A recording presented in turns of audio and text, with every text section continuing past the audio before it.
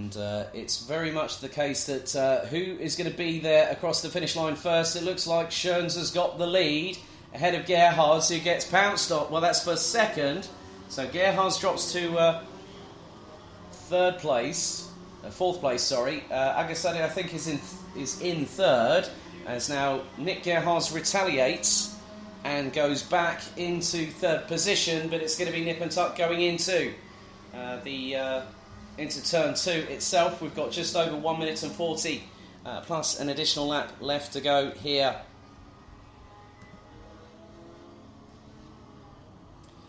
In this race, and it still is undecided, because with the way that the weather conditions are at the moment, it is anyone's guess who is going to end up in front of who. It's about who manages to control the conditions in the best possible way, as such. So Bergstein has a lead of around 2.3 seconds on that last lap as such.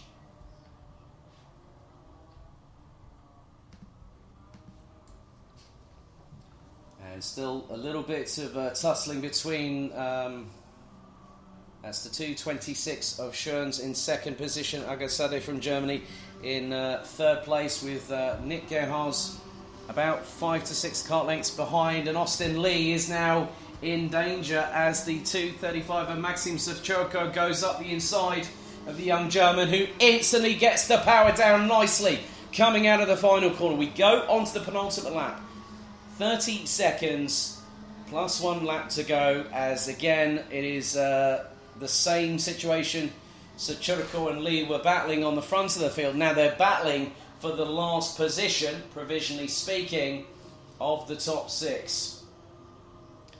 Because at the moment Sam Bergstein has a 3.6 second advantage so far, and we now have 0 on the clock. Timer has expired here in the junior second chance heat. So next time around, someone will get the final lap board.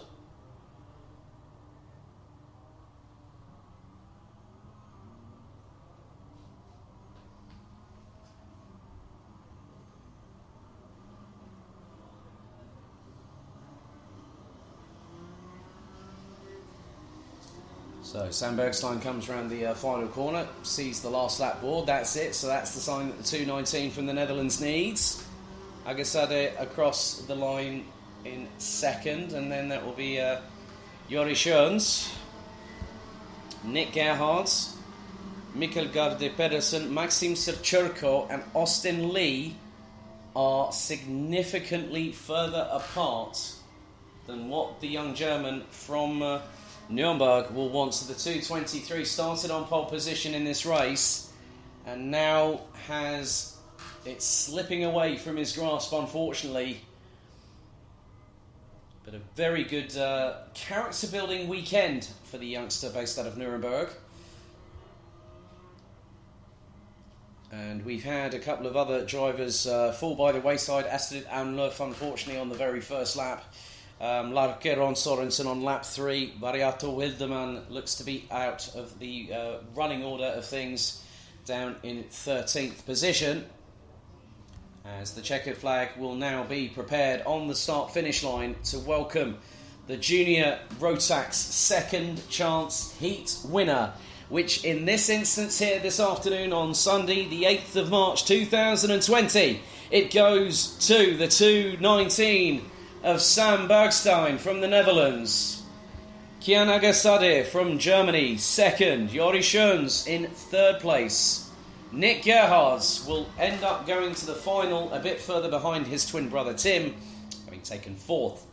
Mikkel Garde Pedersen from Denmark and Maxim Savchenko from Belarus. They are, provisionally speaking, your top 6 qualifiers for the 34 strong that will be on the grid for Junior Rotax final, their final this afternoon. Austin Lee would round out his race and weekend in 7th ahead of Nikita Genser. David Outleitner would only manage as high up as 9th in the running order, with Nathan Schaap, Charles Peters, Gilles Chloé being the last of the 12 classified finishers, as there is the forlorn number 250 of Variato Wildemann from Germany, whose race ended on lap 6. Lalakeron Sorensen's on lap 2, with Astrid Amloff unfortunately not even making it to the end of the very first lap in the junior second chance heat here at Karting Genk.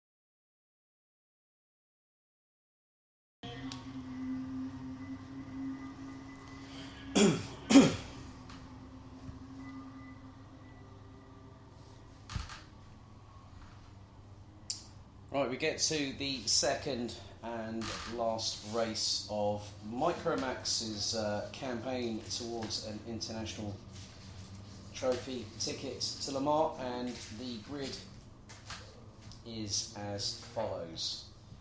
On pole position, representing the Netherlands, is Dean Hugendoorn with Karel Stout from Belgium alongside. Then we have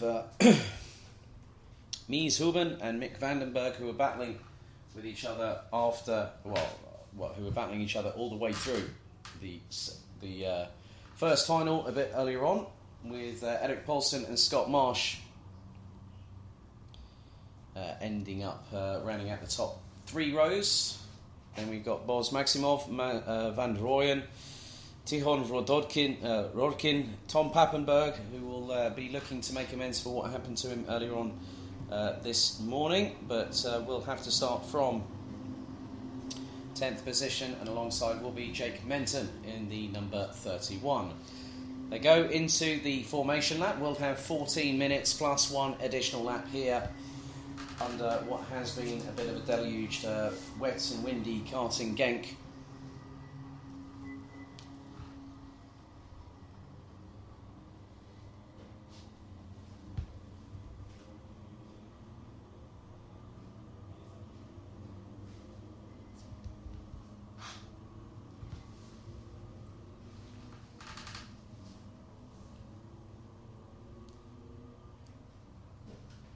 It's going to be a tricky one out there for all of the drivers concerned, all 11 of them.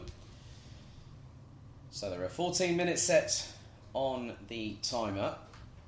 There'll be an additional lap afterwards. The lap times will have dropped off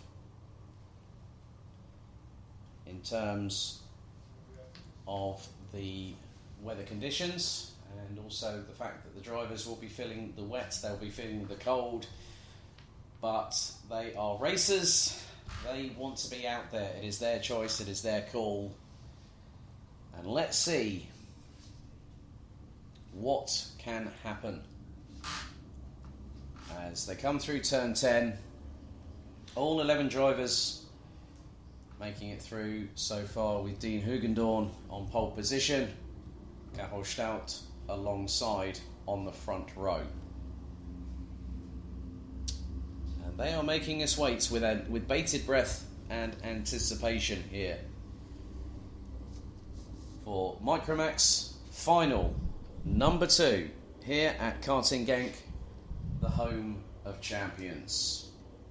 Will Hugendoorn run away with it like he did in the first final? We are about to find out. Into the tram lines we go. Red lights, go, no, full start. Again, another formation lap. I don't think, and everyone's indicating that they've noticed that it has been declared a full start, and now, as early as turn number 3, we have very much a case of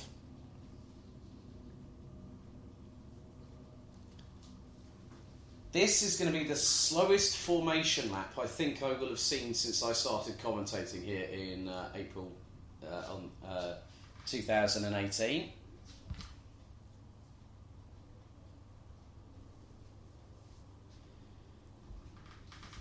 But I'm sure that the wait is absolutely going to be worth it.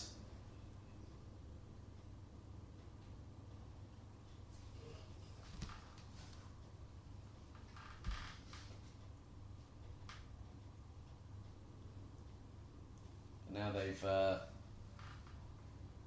still a full. It's always going to be a full course yellow when they are on a formation lap here. So the leaders now come through turn 7. The running order is Hugendoorn, Stout, Huben, Vandenberg, Paulsen, Marsh, Maximov, Rooyen, Rodkin, Pappenberg, and Menton.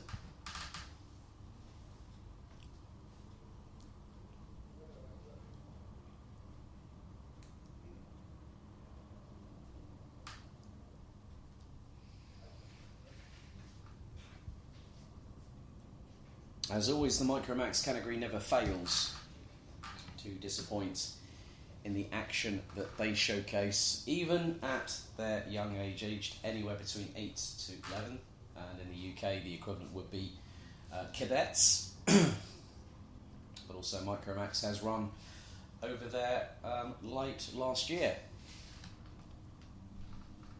So now that is a perfect line astern formation, 2x2 for the rolling start. So once again, timer reset to 14 minutes plus 1 additional lap. Red lights waiting to go out and fade to black to signal the start of this race. And there are a couple of drivers on the field that are not happy with how long this has taken. And what this has done is it's going to compromise everybody, I fear, because of the fact that they have run quite slowly, probably around 20 kilometres an hour. Now the speed increases. Now the revs rise. Red lights, do they go out? Yes or no? Again, it's a second false start.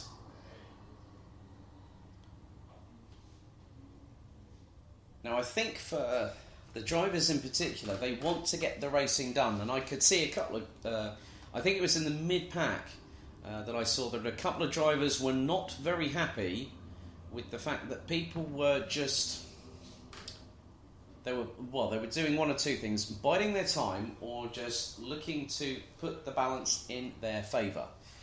And this is where the mind games come in, because they say that racing isn't just about the physical attributes of the driver in particular. It's also about the mentality. It's also about the fact of who wants it the most. So that formation lap now looks a little bit quicker. That's a bit better. That is about double speed of what it was the last lap. As they come through turn 8. And in many respects, now we could see something a little bit different. And I hope we do, because there are 14 minutes that need to start counting down. This is going to be, hopefully, third time lucky. Touch wood. And we will see how that goes as they come through the left-hander at turn number 11. Right, that's more like it.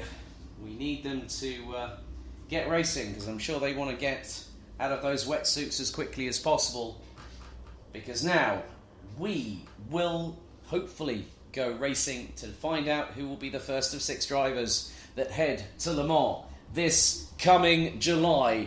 Revs rise, we go, lights out, third time lucky, and this time Stout gets the jump on Hugendorn and sweeps around the outside to take the lead, and up the inside, I think that's Huben in the 8.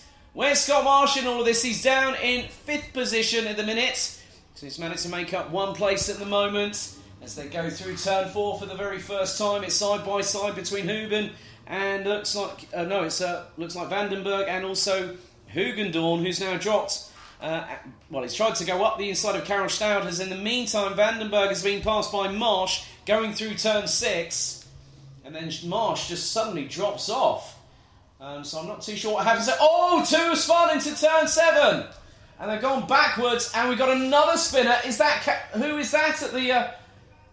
Who is that? Karel Stout. Karel Stout, I think, has spun. So 2 drivers spun at turn 7. Karel Stout went spinning just outside of turn 8. And that has meant that Dean Hugendorn again retakes the lead. So he has been thrown a pirouetting lifeline there. And there is Maximov just behind Vandenberg. So at the moment, Hugendorn leads. Stout, my apologies, now is in 3rd place. And as they come across the line to start what's been an interesting lap 1 thus far, Hugendorn leads, Huben in 2nd position, Stout in 3rd, Pappenberg, Marsh, Ruyen, Rodkin, Menton, Paulsen. It was Vandenberg and Maximov that looks to have gone spinning off at turn 7, but they are all still running at the minute. As Karel Stout is now coming back under fire. You remember what happened last time when he encountered Tom Pappenberg. Pappenberg retired, but that is the battle for third on the road. And at this particular moment in time, if the Hugendorn was to finish in third place, Stout, devoid of any sort of penalties or anything, would have to win in order to take the overall crown of BNF champion, BNL Karting Series kickoff champion in 2020.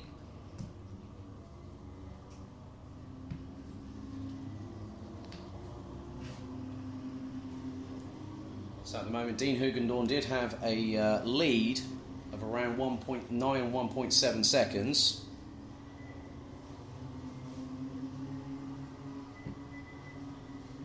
The gap now between him and Mies Huben, also from the Netherlands, so it is a Dutch 1-2 at the minute, is now 3.371 seconds.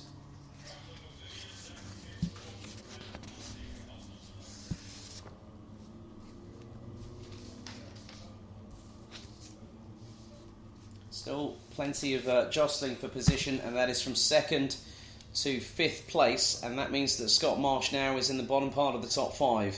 That means he's got an opportunity here to try and close in on the three in front and hopefully get past as soon as humanly possible, which seems that Tom Pappenberg will be the one that will be in the Brits' line of sight heading into turn 8. They come out of turn number 9 as Marsh goes up the inside of Pappenberg and also tries to go past Karel Stout, but has enough only to get past Pappenberg.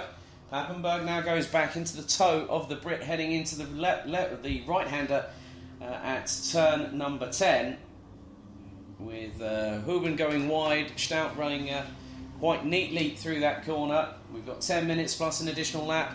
Ruyen, Rodkin, Menton, Vandenberg, Maximov and Paulsen round out the 11 strong. So all drivers still running, but Hugendorn is again running away with this. And it's put his, he had one hand on the ticket to Le Mans. Let's have a look at the fastest lap, because the driver that sets the fastest lap in this race will also get a PL8 design. But as I say that, there is a lot of changing, a lot of toing and froing, as Pappenberg definitely having to fight with the likes of Rodkin, and the pair go side by side into turn 5. Rodkin makes the move up the inside of the 48. So Pappenberg now down into 7th place. Jake Menton not too far behind. Karel Stout has dropped all the way down to 9th position. So it's not been very, very easy at all for the youngster.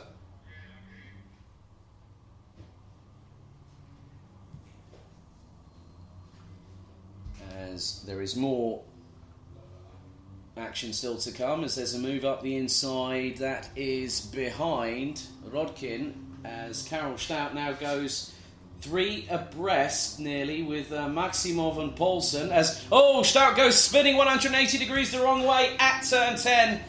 Might have just been caught out by the conditions, but Karel Stout's run at a Le Mans ticket is now truly over. And as I was saying that, I've just found out that Dean Hugendorn is the fastest driver out on the circuit. However, there has been an interesting little development, because, now let's have a look.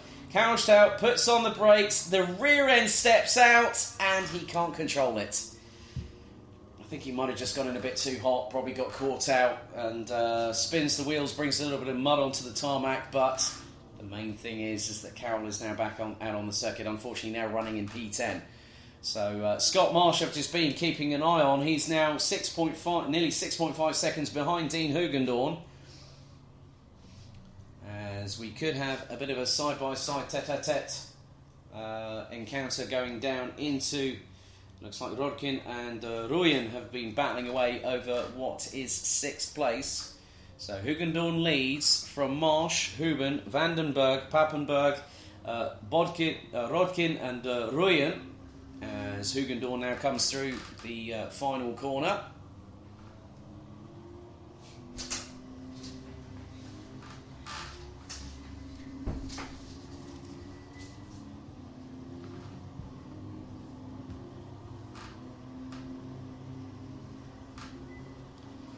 So the gap now, well, Scott Marsh has just set a personal best of a 1 minute 21.180, but Dean Hugendorn looks to be the only driver that has gone sub 1 minute 21. He's done a 1 minute 20.387. The last lap he did was 1 minute 20.488.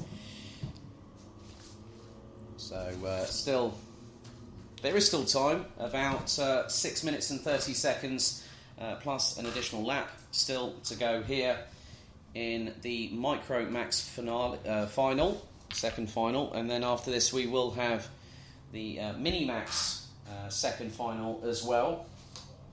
So those that end up those who end up getting the opportunity to set the fastest lap will get a free PL8 design race helmet bag courtesy of that company. A big thank you to Maurizio Pilotto for him to provide those out of the kindness of his heart for these young drivers. Of course, these race helmets are not cheap, especially when they are painted to a specific livery that a driver requests.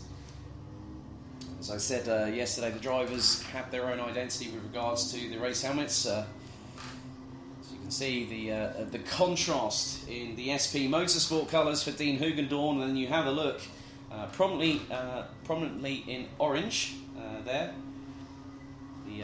One of the more noticeable colours that you see on the Dutch national football team, and also with the fact that now we have got a yellow and someone has gone off of turn 4. Oh, crikey!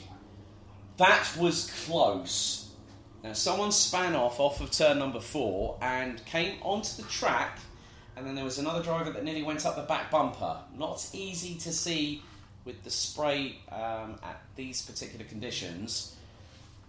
As you can just see, the heavens have just sent a deluge down our way. It's difficult out there. It's not easy. These drivers are being tested, and they are having to use so much feathering of the throttle, of the steering inputs, because everything is a bit more sensitive in terms of throttle application and modulation. As we see there that there is a definite battle happening, and that is between, I think that might be Mick Vandenberg and Huben again battling over position. Vandenberg and is in third, and it's Huben and Pappenberg that are now battling, with Pappenberg getting the advantage. Scott Marsh now is running in the 1 minute 20s. Good lad. 1 minute 20.857, but still that is about 0.47 off of the fastest lap of this second final, which is in the hands of Dean Hugendorn, who now leads by 8.4 seconds. So unfortunately the ticket to Le Mans will be out of Scott Marsh's reach, but he still has time to try and get a PL8 design race helmet bag for his, as for what they say is a skid lid, but it is a race helmet, more importantly. Another slangy term from the UK there, unfortunately, has ended up in my vocabulary again. So some good work here from the Micromax drivers. They have shown that they can race pretty convincingly well, and we've had some great action all the way through the weekend. So Pappenberg now up into fourth past Mies Huben from the Netherlands. So the gap now between Hugendorn and Marsh, now nearly 9.4 seconds.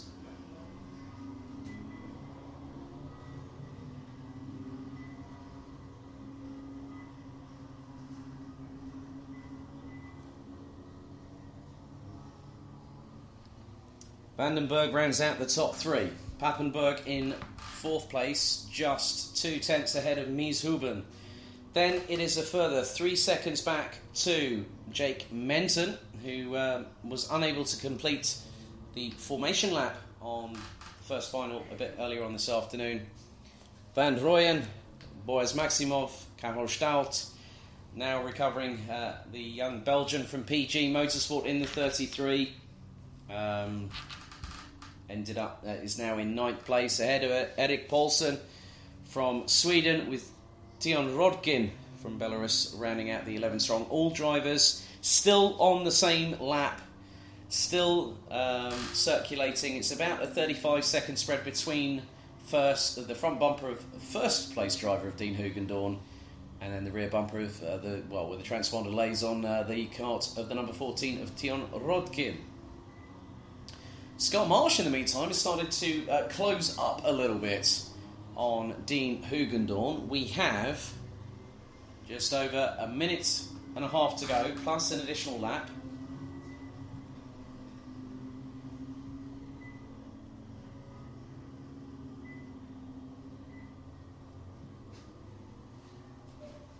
As again, there has been a change, and it looks like Mies Huben has got past Tom Pappenberg for position. So very, very decisive there from Mies Huben, who's fighting with Mick Vandenberg earlier on earlier on today. As there's a replay there, that is the number 2 of Victor Poulsen, Erik Poulsen from Sweden. So Poulsen again was another one that was caught out at turn 10 and went to the grass on the far side of the corner itself. As I can just see how much Tom Pappenberg is wrestling with the steering on the number 48, trying to keep up with Mies Huben.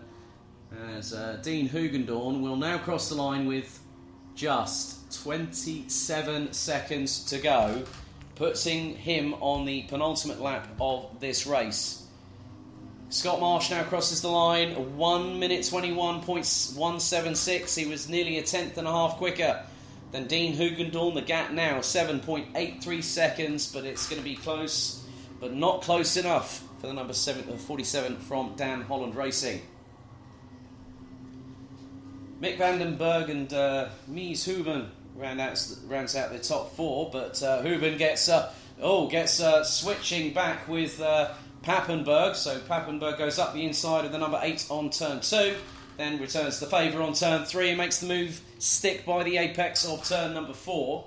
Nice little dice there between these two towards the back part of the latter part of the race, as the timer has now expired.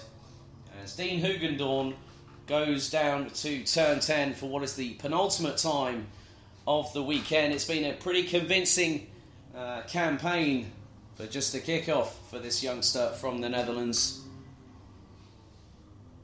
So, last lap board is shown to Dean Hugendorn in the number 98. Had to settle for a step on the rostrum alongside Scott Marsh in Karting Campos 2 weeks ago at the Winter Cup.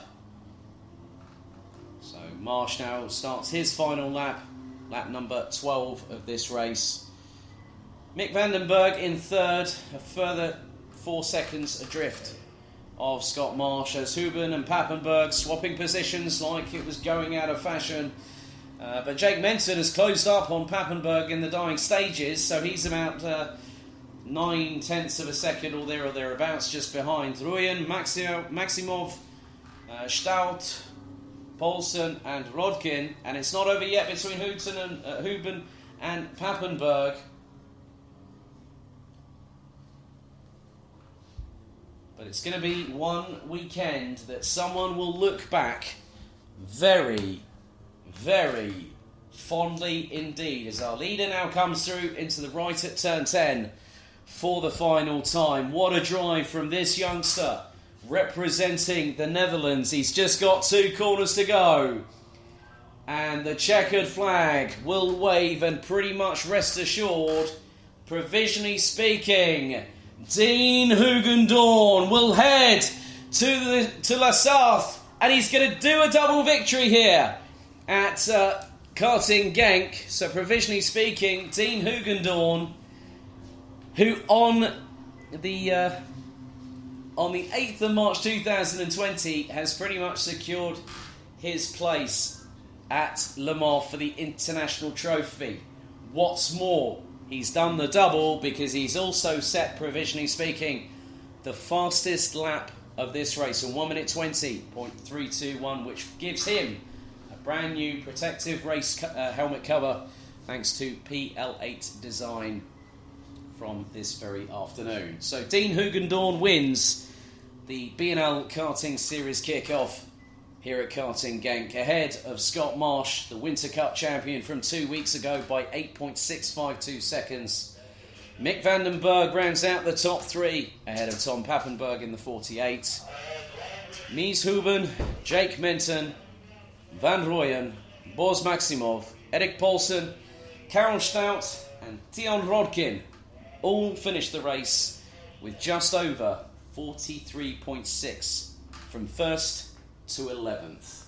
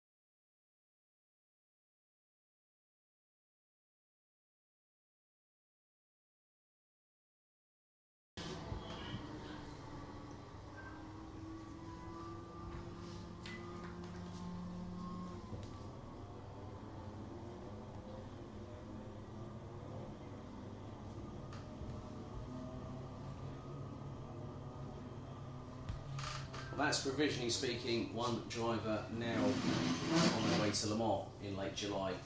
So congratulations, provisionally speaking, to Dean Hugendorn. Now we head to Minimax for their second and last final of the weekend here at the BNL Karting Series kickoff.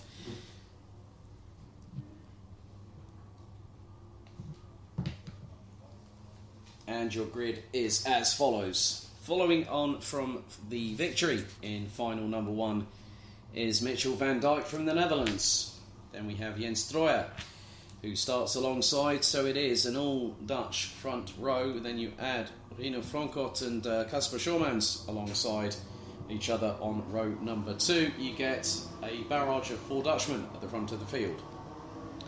Then it is a quartet of Belgians starting firstly in fifth position with the 109 of Thomas Strauven, followed by the 177 of Jasper Leenerts, the 117 of Len Nys, and then Olivier Jonkers rounds out the quartet in 8th position in the 116.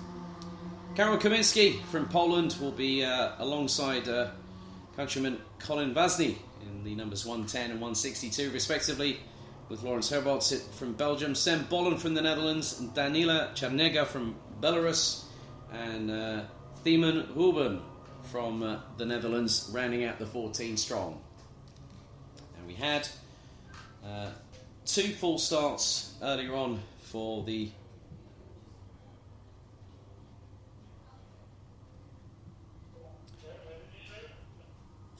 this weekend, and now we will see who will end up at the top step. Remember that with micros in and minis in BNL history, we'll always have the top five on the podium. So it is Van Dijk, Troyer, Frankot, Schormans, Strauven, Leenerts, Nys, Jonkers, Kaminski, Vasny, Herbots, Huben, Bollen and Chernega. That is the 14 strong as they now come round towards the final corner. 14 minutes plus an additional lap set on the timer. Red lights on the starting gantry. Very close there as Kasper Schulmans cuts in front of Thomas Strauven to get into the grid position. So they come around turn 12, the final corner on the 1,360 metre circuit here, known as the home of champions. We go revs up, we go lights out and racing, heading to turn 1 and 2 for the first time. Rooster tails aplenty throughout the 14-strong field, and it is 3 abreast coming through, and everyone's trying to get past each other, and there's there is switching back like I've never believed, and that is brilliant anticipation and spatial awareness by all the drivers there to get through turn 6 so far as they head down the main back straightaway down into turn 7 for the first time. So a very, very competent start that did not come a cropper into turns 1 and 2, as we have seen a couple of times this weekend. But the drivers making their way. Looks like there's going to be a side-by-side battle. Looks like Strauven's in the middle of that, and ends up, I think, in 7th position. So leading the way is Mitchell van Dijk.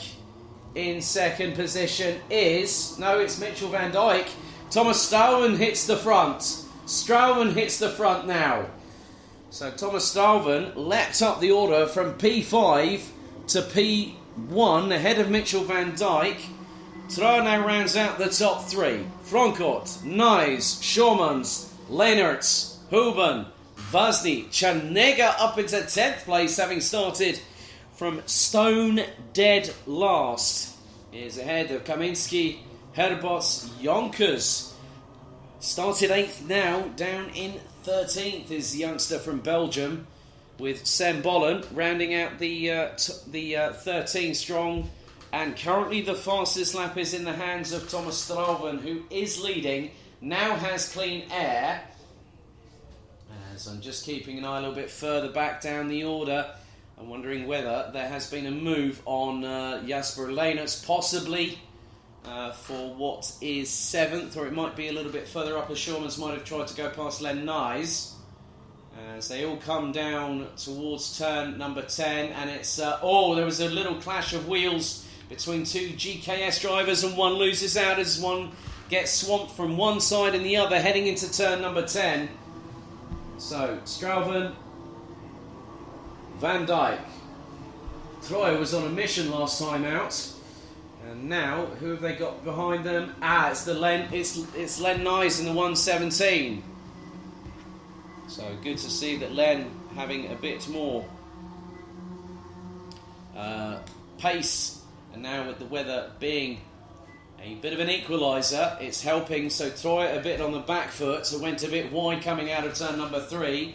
Len Nys in comparison with Troy is about 0.38 of a second adrift, but I'm looking all the way down the timesheets. The top 4 are the only ones that have gone sub 1 minute 20 so far. The quickest of which is the current leader, Thomas Strauven, a 1 minute 19.396, and did have a gap of just over 0.3 of a second over Mitchell van Dijk. So very shortly we'll find out who is going to be quicker than the rest. And Strauven is the one that's in the prime seat for the PL8 design race helmet bag that's up for grabs for setting the fastest lap in this final.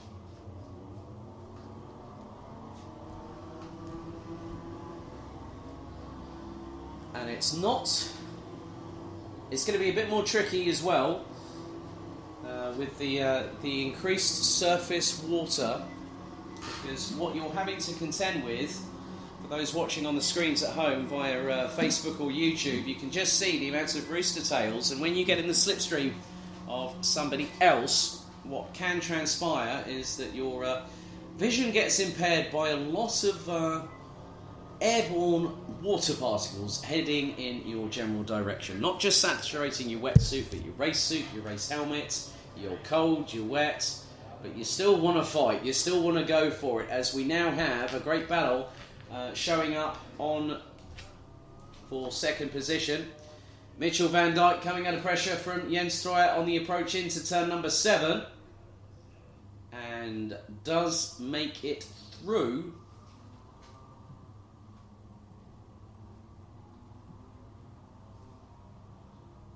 But it's not going to be easy for Mitchell van Dijk. He does have, I think, what is effectively, so let's just have a look at this at the moment.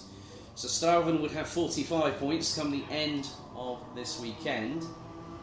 Jens Troyer would be on 36. So even with Stuyven where he is at the moment, I'm not too sure it's going to work possibly in his favour. But once all the results get ratified post-race through technical and sporting checks, we will find out who is officially our weekend winners here at Karting, the home of champions.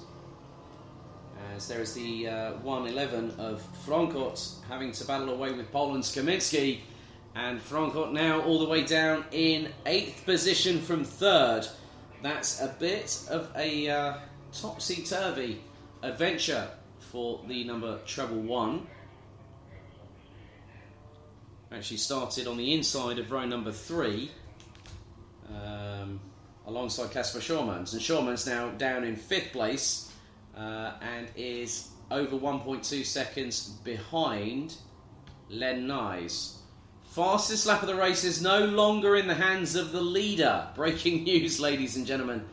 Mitchell van Dijk now has the fastest lap of the race and has truncated the gap between himself and Stuyven to just under half a second. 1 minute 19.127 for the young Dutchman. As we've had a mechanical black flag. A mechanical black flag. And that might be Herbots in the 106 that has been... yep, that is the case. The 106 of Senna Herbots will have to... Lawrence Herbots will have to park that, unfortunately, as we reach half-time here in this second Minimax final. But again, the pendulum has swung in the bragging rights of a brand new PL8 design race helmet case back in the favour of Thomas Stuyven. 1 minute 18.890. That bridges the gap to now 0.71 of a second over Mitchell van Dijk. Jens Troyer, Len Nyes are now, they're now 3rd and 4th respectively, but Nyes has just taken 4 tenths out of Troyer on the first sector alone, equalled the 142 in sector 2. Very shortly they'll be coming around to complete their 6th lap with just over 6 minutes remaining. So Stuyven and Van Dijk's just set a personal best of 1 minute 19.090. Claws back about half a tenth off of Stuyven. Troyer goes into a 1 minute 19.4, but Len Nyes has taken over 0.45 of a second out of the number 142. So whilst Troyer is, I wouldn't say struggling, but having to combat multiple factors, as all of these drivers are, has got Len Nyes, who's now taken another 3 tenths out of him in the second sector. Well, in the first sector alone. So great job there by Len Nyes. So we'll wait for the second intermediate sector times to come up. So Stuyven did a 30.8, quickest out of the top, level with Schurmans. So 24.3 Stuyven, 24.1 for Van Dijk. Troyer take 24.2. Nyes takes another tenth out of the 142. So that makes it 4 tenths on this lap alone, and that should hopefully bring the gap down if Len keeps up the pace to around about a that will be a 1.2 second gap possibly between the two. That is now 1.568, so Len Nyes only quicker by 0.045 40 thousandths of a second faster than Troya. So the gap now is between them 1.568 seconds. Got 4 minutes and 20 plus an additional lap left to go here at the BNL Karting Series kickoff at Karting Genk. And Lawrence Herbot has now parked it in the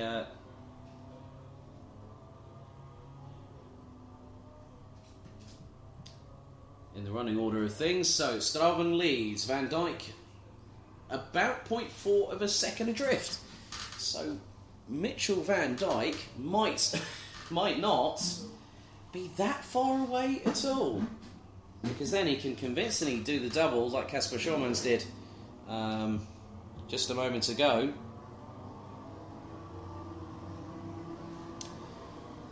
As now it is all in favour of new fastest lap holder for the PL8 racing helmet, PL8 design racing helmet case. The fastest lap now in the hands of Len Nys, the 1:17 from Belgium, a 1 minute 18.085. But as I say that, Thomas Straven now retakes it, 1 minute 18.623. Put a 30.6 into sector 1 did Straven. That was 0.3 quicker than Nys. And then a 24.2, a 23.7 on the final sector. So Straven has the lead over Mitchell Van Dijk to the tune of around nearly a second.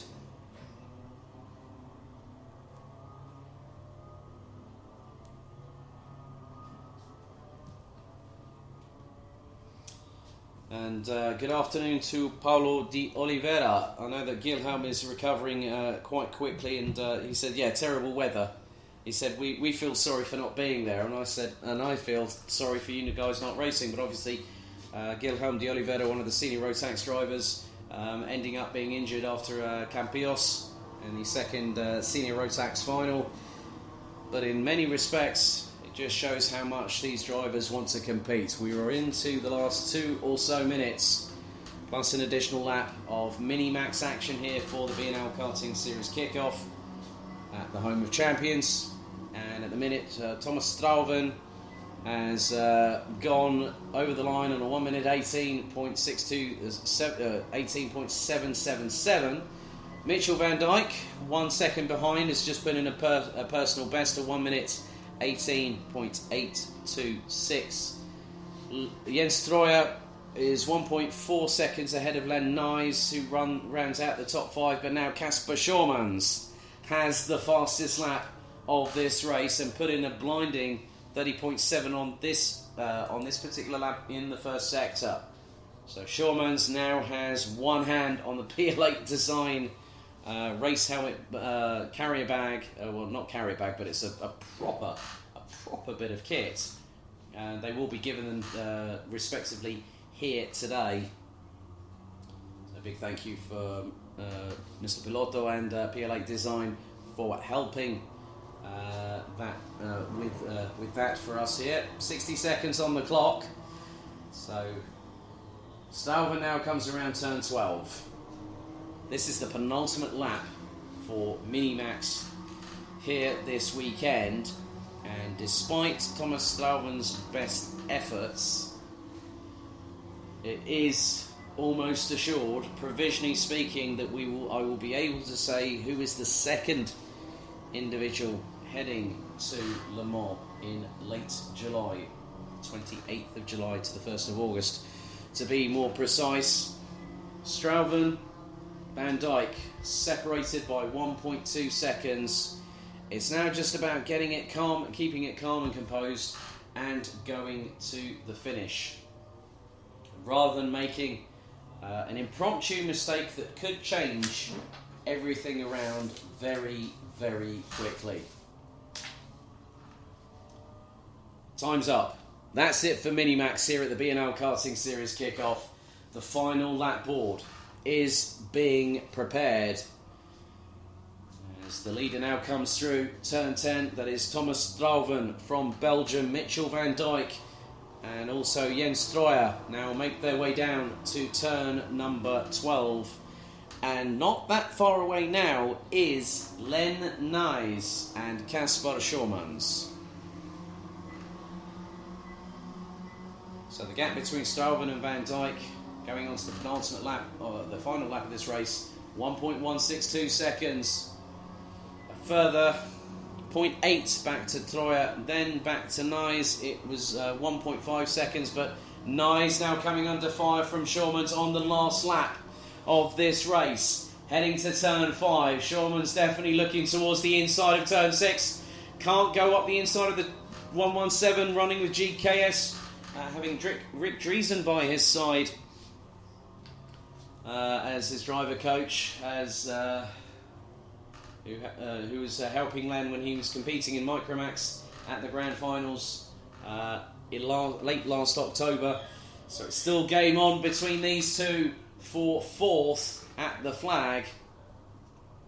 And all these results are provisional pending technical and sporting matters post-race. Herbol's no longer in this race, actually finished on lap number 6. However, there's going to be a winner of this race. It's not going to be Mitchell Van Dijk who takes second.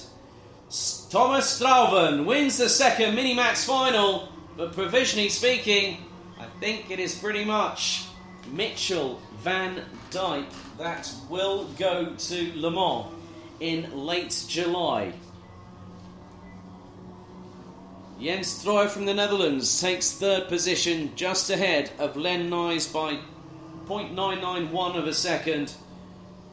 Kasper Schormans takes 5th, and also, provisionally speaking, takes the fastest lap of the race with a 1 minute 18.542, giving him the PL8 racing helmet bag to take home after the podium presentations this weekend. Colin Vasny in 6th, Jasper Leenerts in 7th ahead of Rino Frankot.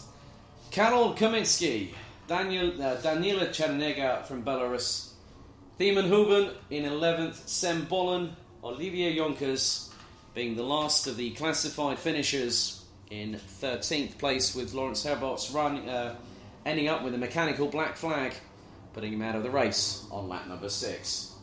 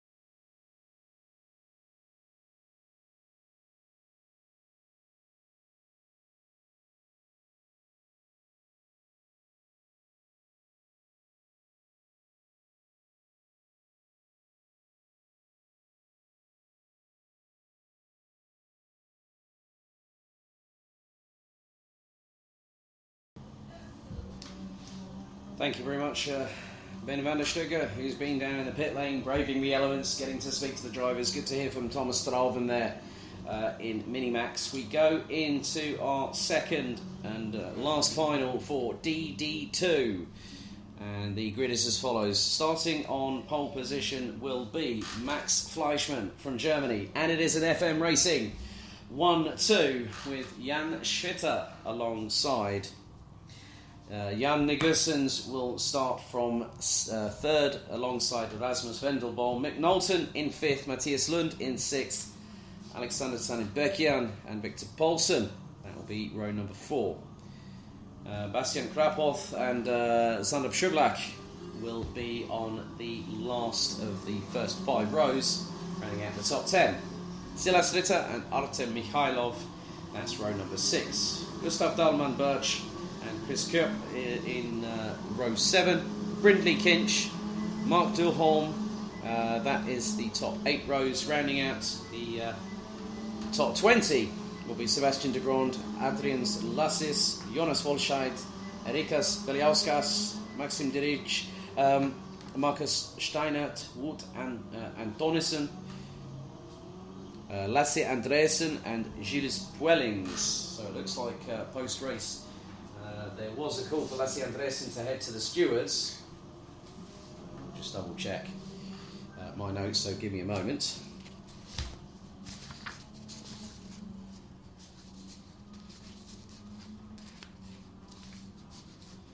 There have been a few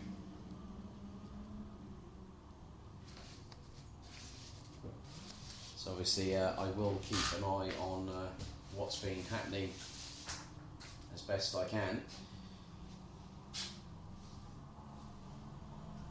So good to see quite a few other people. Johannes Engelking, good to see you watching. Slavomir Moransky from 46 team in Poland is with us as well. Aite Rielats, father of Kai, who's normally running with us with JJ Racing in Junior Rotax.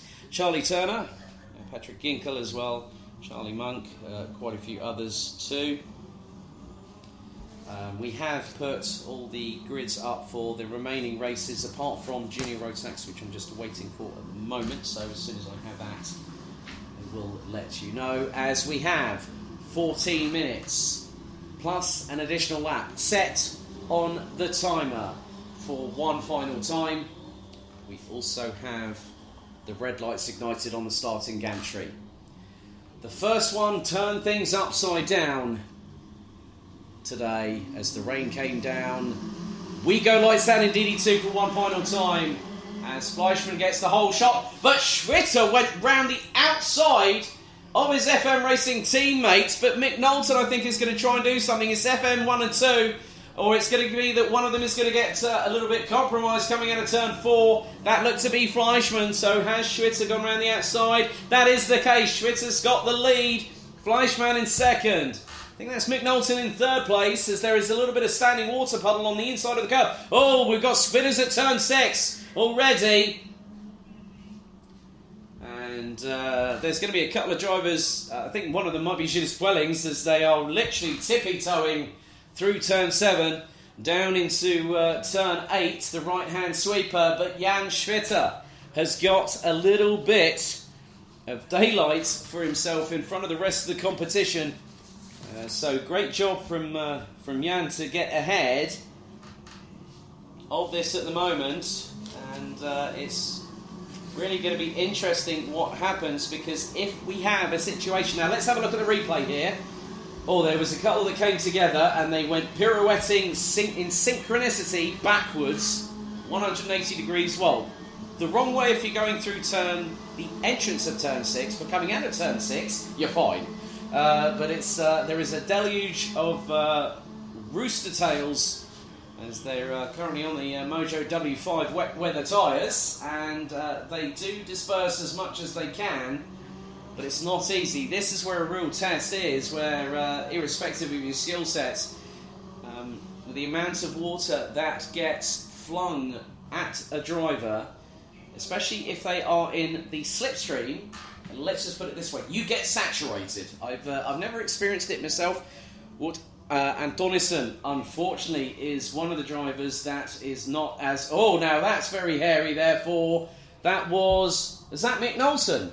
Is that Mick Knowlton that went sideways coming out of turn 7? Because I've seen a change. Then Max Fleischmann was in third place behind. No, that's not the case. Mick Knowlton is now chasing down Jan Schwitter. The driver was looking... I think that was the 412, wasn't it? Gilles Puellings. So Puellings having to fight tooth and nail. Tapio Pantala now also watching on Facebook. So a lot of different things in many respects where the drivers now. So Antonison out. 24 drivers still circulating. There are great side-by-side battles. We've got somebody off of turn 2. Make that 2 carts there. Yellow flags as one driver now getting out of the kart, and that is pretty much 2/3 up the way on the grass from the outside of turn 2 and heading on the approach to turn 6. So it has not been easy. Greetings to Tom Edmonds, who's now clicked on. Tom, you need to come race with us at the BNL. So who knows? I know I've been speaking with him quite a bit recently as well. So there's quite a few people now tuning in as we are getting towards now. Who is this? This is the 435. Marc Duholm looks like as... Oh, straight off at turn 10. Spearing knows what... that now. Is that Gilles Puellings? Was that Gilles Puellings? Yellow flags. That was startling. So Duholm stuck off of the grass between turns 2 and 6. And then we have a GKS kart going literally nose end first into turn 10. My biggest concern is the driver okay? Because that was a straight-on nosedive. So at the minute, Mick Knowlton is trying to catch Jan Schwitter. He is only getting about just under a 1/10 of a second. And it looks to be the case that was Gilles Puellings, so my fears have been confirmed true. The main thing is I hope Gilles is okay. That's the main important thing. So Schwitter being closed in on by Mick Knowlton. Max Fleischmann as Knowlton goes for the lead and gets it through the exit of turn 11. Neatly done there by Mick Knowlton. He's not lost it. Not lost it at all. That racecraft's still there very prevalently. So, well, nicely timed. With about 5 minutes completed, Mick Knowlton now gets ahead of Jan Schwitter. So it is GKS leading the way ahead of 2 FM racing karts. First of all is Jan Schwitter from Switzerland, and then Max Fleischmann from Germany. Matthias Lund, Sebastian de Graan. They round out the top 5. Arnaud Triblak now up into P6 and is going quickly, but the fastest driver out there just set the fastest lap that time around. Mick Knowlton, a 1 minute 12.470. So Duholm and Puellings both out, down to 22 drivers. So we have Marcel Steiner now ahead of Rasmus Vendelbo in 9th place. Lasse Andreasen has fought back from P24 up to 11th position, but now Mick Knowlton, having started down in 5th place, is definitely, and this could be very close indeed, because if memory serves me correctly, the point scoring is similar to the Euro Trophy. There's 25 for a win and it's 20 for second. Max Fleischmann at the moment, if he stays where he is, I've got a feeling this, provisionally speaking, I'm going to have a look at the sporting regulations on that one, just to make sure that I am saying the correct information here.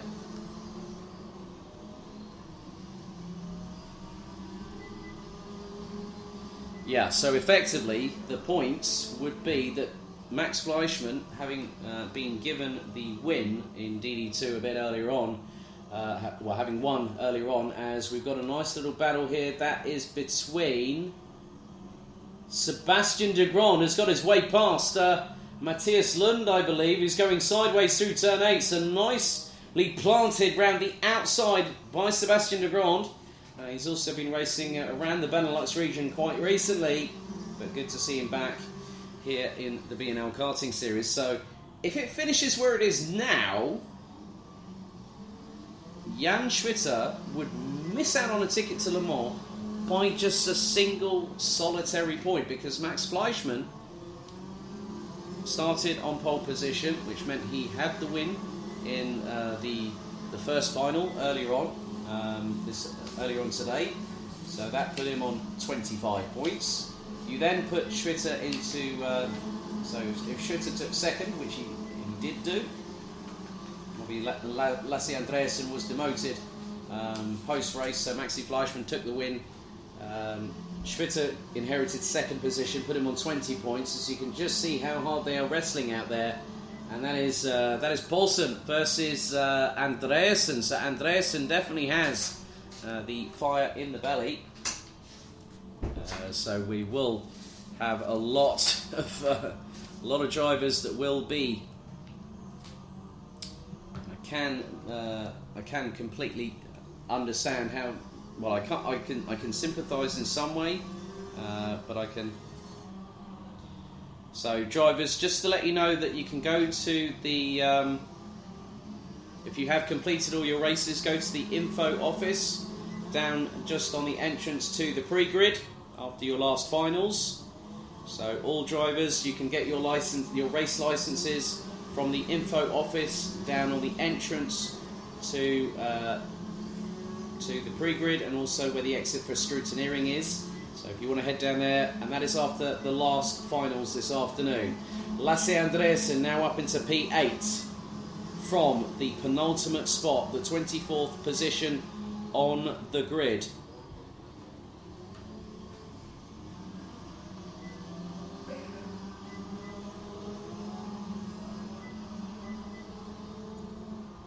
We've got 4 minutes and 45 seconds still remaining in this race.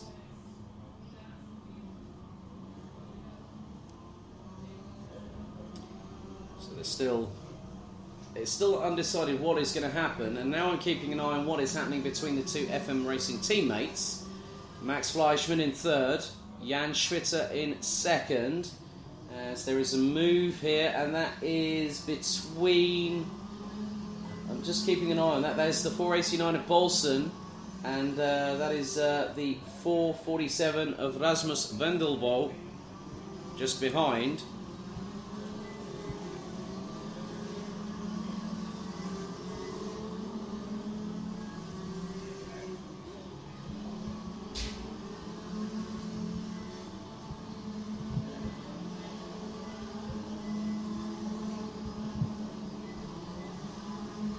Things have sort of evened out a little bit as the 408 of Bastian Krapov from Germany now gets past Brindley Kinch from Great Britain, and that is for 13th position.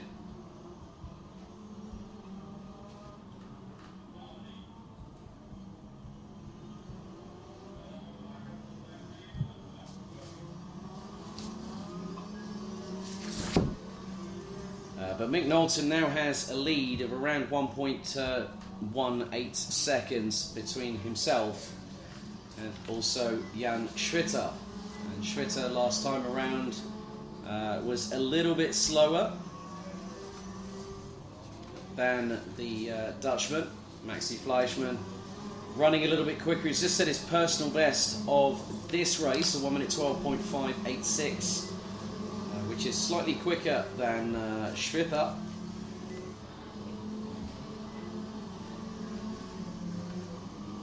But Mick Knowlton showing the class that we've seen in his adventures as a senior Rotax driver, and now making the transition to gearbox through DD2.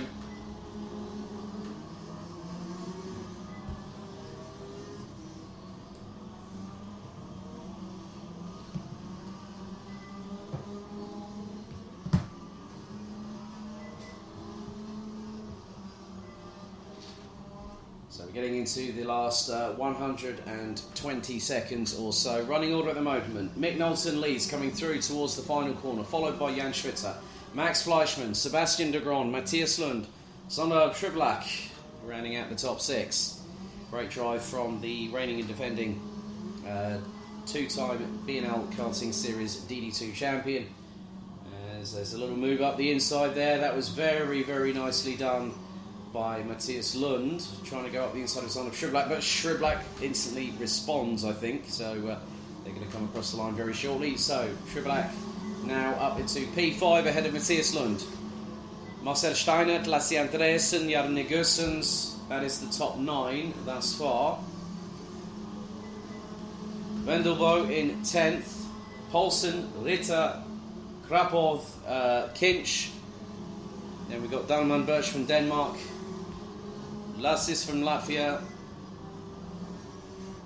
And coming up we should have Sani Bekian, who's just crossed the line. Then we should have, I think that is Jonas Volscheid, Chris Kopp, Artem Mikhailov running out the top 20. Dirks from Belgium and Beliauskas being the last of the 22 runners that are still circulating. We've had 3 retirements, unfortunately Wouter and Donnison. Gilles Puellings having that straight-on moment into the barriers well, I don't know if he hit the barriers. Hopefully the mucky grass will have slowed his progress towards the towards hitting the barriers, foam barriers, front end on. And Duholm got stuck between on the grass between turns 2 and 6 as we now go into the last 13 seconds. Knowlton has the lead over Schwitter by about 2 seconds, who has a further 1.6 between himself and Fleischmann. And then you have de Grand, Triblack. Poulsen's dropped all the way down to 13th. Vendelbo has got past Goossens for 9th place. Silas Ritter now up into 11th, having shown great promise earlier on, but the weather didn't really help the Danes' cause, as he was one of those drivers that had quite literally straight-on excursions between turn 2 and 6. And our stream director Victor showed me a picture saying that this was just yesterday, and it was when we had, this was earlier on today, and then he got sent another picture, a completely different proposition. More mud than grass, I think I've seen between a couple of sections on the track. We're on to the final lap now, as Knowlton will very shortly be making his way to a victory from 5th on the grid. So 5th, that is 11 points. That'll put him, quite surprisingly, ladies and gentlemen, on 36 points. Then I have to look at Jan Gussens. Now Gussens is down in 10th. That'll give him 6 points. So 22 for him. Rasmus Vendelbo down in 9th. So that could be that our provisional podium, let's say, hypothetically speaking, would be Fleischmann, Schwitter, and then Mick Knowlton. So we're going to have the check... very shortly, one driver that will be coming around, because there are drivers that are nearly a lap behind. The checkered flag is brandished, and Mick Knowlton comes round the final corner, and he takes a DD2 win here at the home of champions. 1.5 seconds ahead of Jan Schwitter from Switzerland. Max Fleischmann started on the front of the grid in P1, and I think provisionally speaking, he is the 3rd driver. But obviously all results are provisional, pending official ratification in both technical and sporting matters. So Mick Knowlton wins the 2nd DD2 final here at Karting Genk during the BNL Karting Series kickoff. Jan Schwitter finishes in 2nd for Switzerland. Max Fleischmann, provisionally speaking, your Le Mans ticket winner in DD2 here at the kickoff. Sebastian de Grand recovered from 17th to finish 5th ahead of Matthias Lund. Marcel Steinert in 6th place. Lasse Andreasen in 8th ahead of Rasmus Vendelbo. Jan Gussens, Bastian Krapov from Germany. Silas Ritter, Victor Poulsen, Britley Kinch, Gustav Dalman Birch rounding out the top 15, representing Denmark ahead of Lassis from Latvia.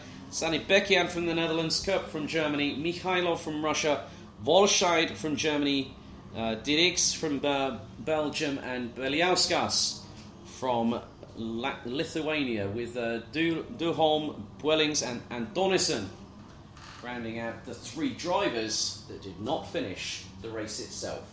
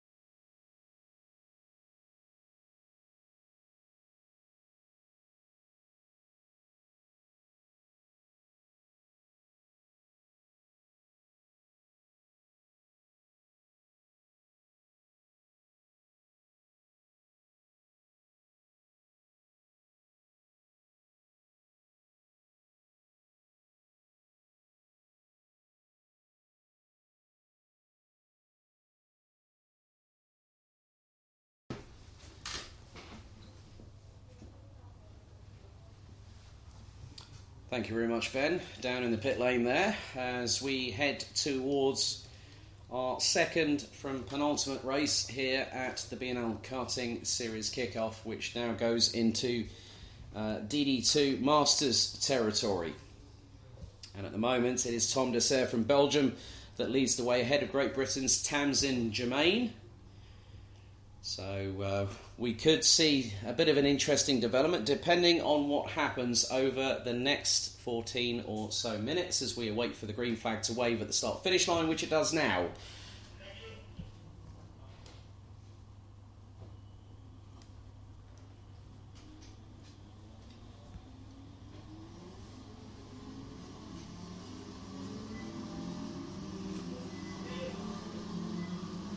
So the grid for the second final for DD2 Masters. Tom Dessert from Belgium starts on pole position with Great Britain's Tamsin Germain alongside in the 525. Michael Becker from Germany and France's Rudy Champion. That is row number 2 in the numbers 526 and 544 respectively. Alessandro Glauser from Switzerland and Marco Schelp representing New Zealand. Who isn't actually showing up at the timing at the moment, so there's no green dot on the timing screen against the 533, so have decided to call it a day. Roland Kinch and Tanju Yildiz from Great Britain and Germany respectively. Those are the drivers in 7th and 8th position. Andreas Schindler and Christoforos Gratsias from Greece. That is the completion of the top 10.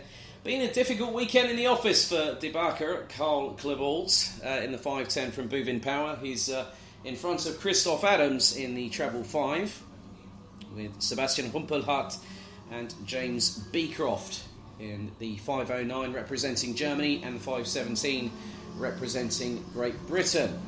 14 minutes are now set on the timer, set to start counting down when the red light on the gantry does go out and fades to black once more before we have our two final action-packed extravaganzas in both junior and senior Rotax this afternoon.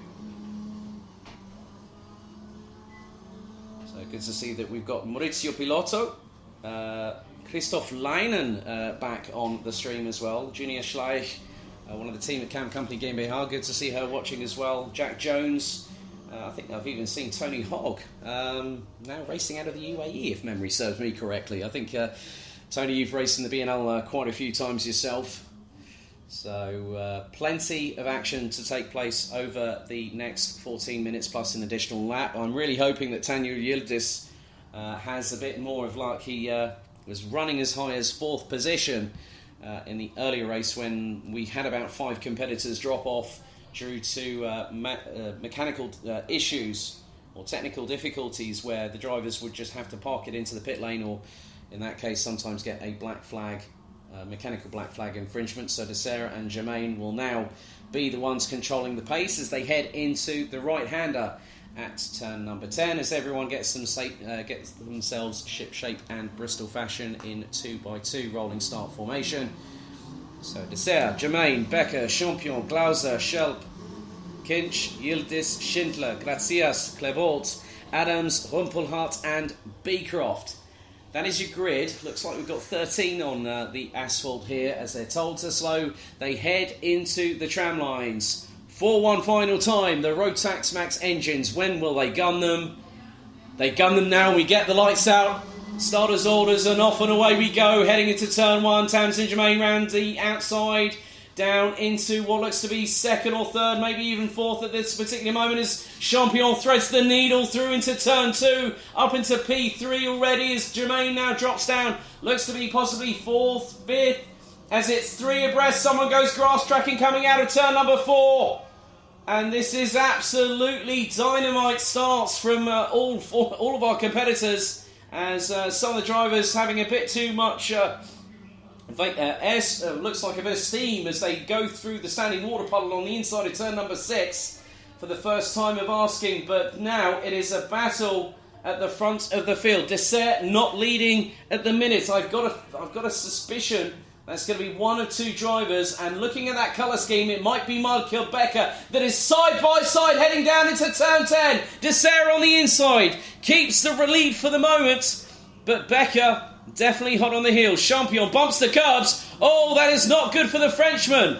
Bumped him, spanning 180 degrees the wrong way, and Tamsin Germain manages to get through safely to retake third position, but now that drops Champion right down to the back part of the field, and he nearly rejoined in the view of traffic, and that could have been a lot worse if anyone had clattered into him. So Champion now will start getting past drivers, the first of which is Tanu Yildiz, who is now down at the back part of the field.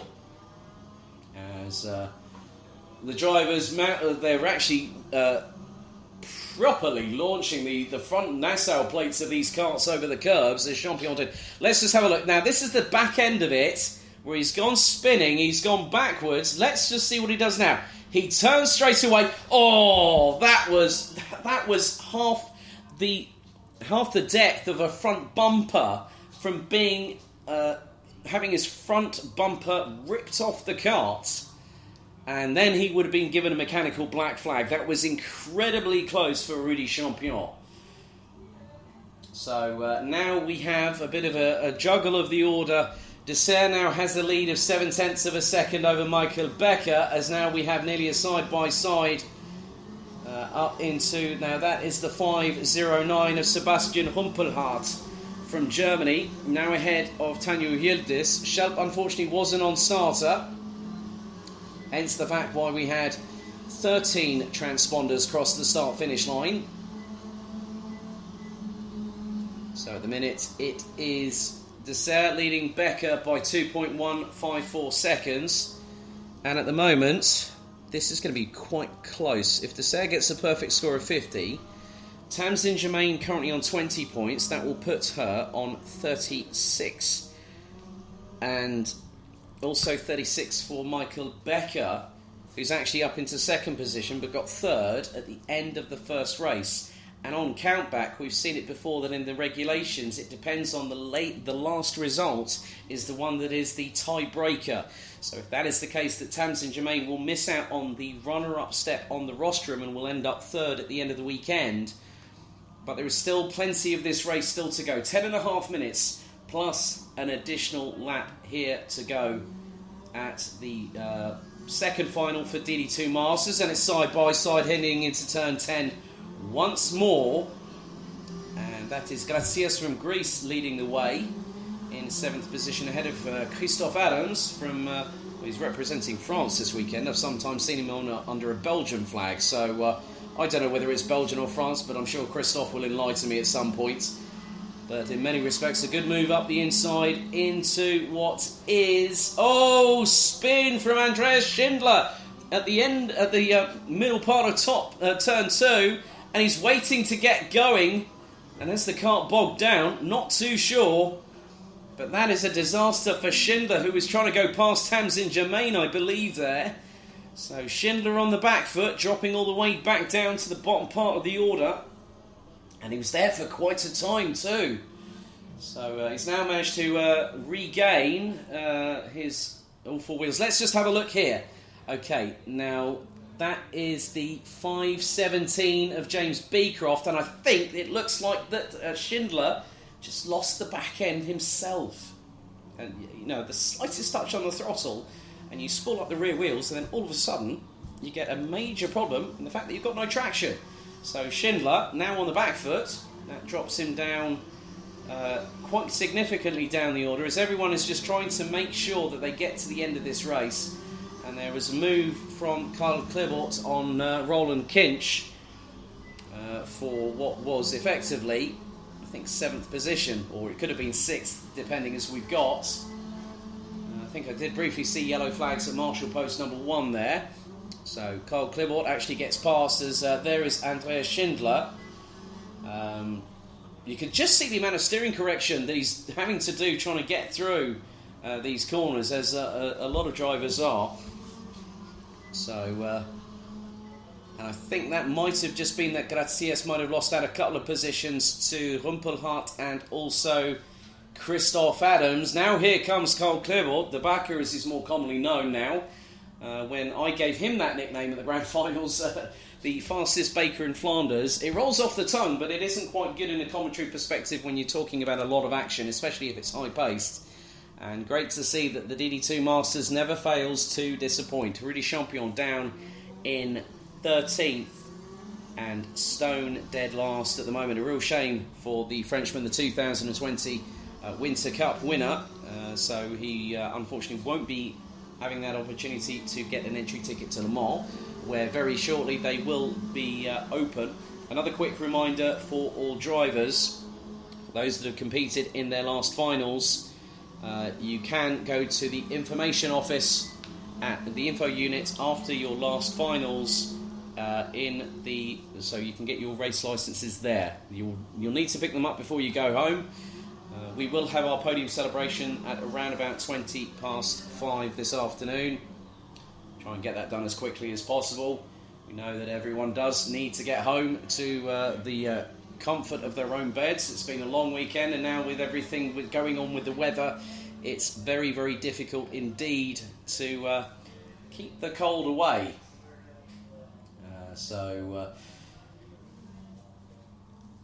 And I'm just keeping an eye on what's been happening a little bit further down the order. That Alessandro Glaus from Switzerland has just been having a battle with Andreas Schindler, who has something very, very novel on his race helmet. I don't know if anyone else has spotted it, that it actually helps to provide a bit of brightness, a bit of colour. From a clay pigeon shooting terminology, if you need to see the targets in particular, you'll have a set of yellow lens glasses. And this application is also true in motorsport. If you look at Augusto Farfus, who's a works BMW driver, and he will normally wear these glasses at night or during the day, or if it's in adverse conditions. And what it does is it actually provides a bit more clarity. You're able to see things a little bit clearer through that. So forgive the fact that it's a bit different, but it probably works for Andreas. So he's got that in front of his visor at the moment. Right, we're now coming down to the last 5 minutes and 45 seconds running order at the moment, as Rudy Champion has now officially retired. Tom Dessert leading ahead of Michael Becker, and now James Beecroft has made his way up into second. He's actually made his way up into third position past Tamsin Germain, which means that at the moment Dessert is on a perfect score at the minute, and will head to Le Mans later on this coming July. Michael Becker is currently in second position, putting him on 20 points, and that will be 36 to his credit, with Tamsin Germain rounding out the top three with a total of 33 points to her credit after a day's racing here at Karting Genk. Christoph Adams has been a bit on the move. The 14-time Rotax Max Challenge Grand Finals participant as of last year. Started down in 12th position, now is up into 5th and is 2.6 seconds ahead of Carl Klebot, who started alongside him and actually in front of him on row number 6 just a few moments ago. Grazias from Greece started 10th, now in 7th place. Good work from Roland Kinch, who started 7th and is just a position down from that in P8. Tanyul Yildiz from Germany started P8, now in P9. Andreas Schindler now in 10th position, 43.3 seconds off of the current leader.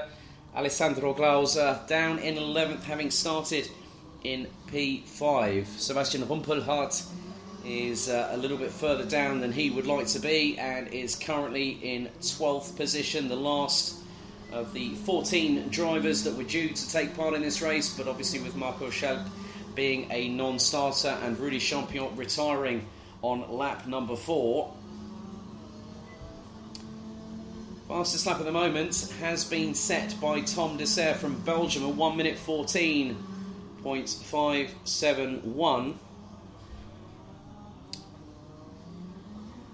He's just put in a 1 minute 15.170, 29.6 second sector number 1. Becker puts in a 30.1. himself. Beecroft does the same as Andreas Schindler crosses the line and puts in his best lap time of the week, his second final of 1:16.158. So Dessert takes in a 22.6 second sector. Becker 6/10 adrift. Beecroft sets the purple in sector 2, as does Tamsin Germain. And Tamsin is, I think, might be starting to close, or try to close. She's going to do her level best. 30.2 for her in sector 1. 1:16.535. That's her best lap of the race. Let's see if she goes any better. She does. That's a good lap from Tamsin. 1:16.366. And in the meantime of that happening, 1:15.705 from James Beecroft, who's been running with the Soli Vitesse crew this weekend, with Mark Barrett leading the operation. So they've been running James in DD2 Masters with the new 2020 DD2 chassis, with Mark's son Bradley running in Sodi on the Sodi New Sigma chassis for 2020, and is running in Senior Rotax, and he's been pretty quick with that Sodi chassis this weekend, and also all the way through the past few weeks, which included the Trent Valley Kart Club Winter Series last weekend at Paul Fletcher International, where the Euro Trophy will be heading on the 10th to the 12th of July this year. And also a good side of things with regards to Campillos, where both he and Charlie Turner, who I know is watching at home, so wish you were here, Charlie. Would have been good to have you with us. Hopefully we'll see you soon. He was also quite racy at Karting Campillos, and I know that Martin Roivers, part of the team there in Andalusia, is watching along, or has been watching this weekend. We go into the last 60 seconds, plus an additional lap, and it has been a pretty simple task in Tom Dessert's eyes to keep ahead of the field, and now is 8.5 seconds ahead of Michael Becker from Germany in the number 5:26. James Beecroft rounds out the top 3 ahead of Tamsin Germain. Beecroft sets a best effort in sector number 1 at 29.6 sector, as does Michael Becker, but who is only 0.2 of a second slower.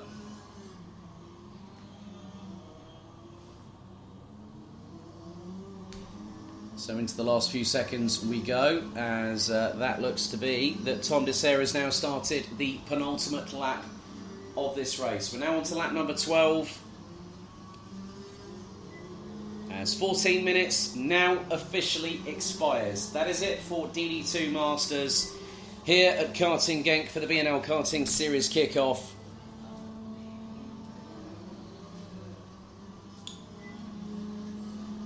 In many respects, it's been, I'm sure, that very shortly when a certain Belgian in the number 530 sees the checkered flag in just over a lap and a half's time, it will be like the Cheshire Cat from Alice in Wonderland, that grin being from ear to ear. And in many respects, it's been a good day, despite the weather trying to throw a spanner in the works for Tom Dessert from Belgium, but it has been, they say, leave no stone unturned, and that is definitely the case. The last lap board now being prepared, as Tom Dessert will now see that, gets the sign that he needs to move forward and just push for just under 1,200 metres as he goes through turn 2 for the final time this race weekend. Blue flag's being waved, and that is for Sebastian Humpelhart, who has, I think, someone just behind, which, well, I've got Glauser there, but that was Michael Becker, so, and Alessandro Glauser was being waved the blue flag in his general direction. Michael Becker in second, James Beecroft, Tamsin Germain and Christoph Adams. And Christoph Adams has just gone in and put in a sub 65 second lap on that particular occasion. just ahead of Karl Klibort in the 5:10, who's also put in his best effort. Gracias from Greece, Kinch from Great Britain, Yildiz and Schindler round out the top 10.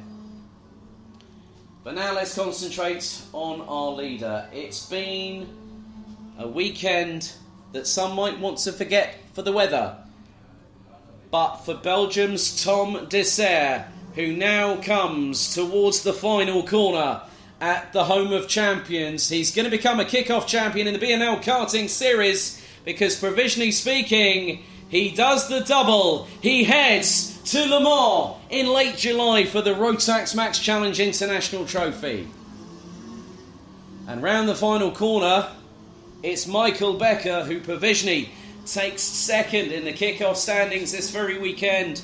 Started third, finished in second place. James Beecroft started in 14th and made it up to third at the flag, ahead of Tamsin Germain, who was in the running for what was going to transpire. She ended up fourth at the end of it all and third in the overall standings, provisionally speaking, ahead of Christoph Adams, Karl Klibort, Christoforos Gracias from Greece. Then we should have Roland Kinch coming around very shortly to complete his last lap of the race, which he does so now. And Tanya Yildiz from Germany was hunting him down like a wolf pack leader to try and came to within about 0.6 of a second at the flag, with Andreas Schindler rounding out the top 10. Alessandro Glauser and Sebastian Rumpelhardt, both representing Switzerland and Germany respectively, round out the 12 strong finishers on this, with Rudi Champion unfortunately retiring on lap number 4, with Marco Schelt representing New Zealand not finishing the race.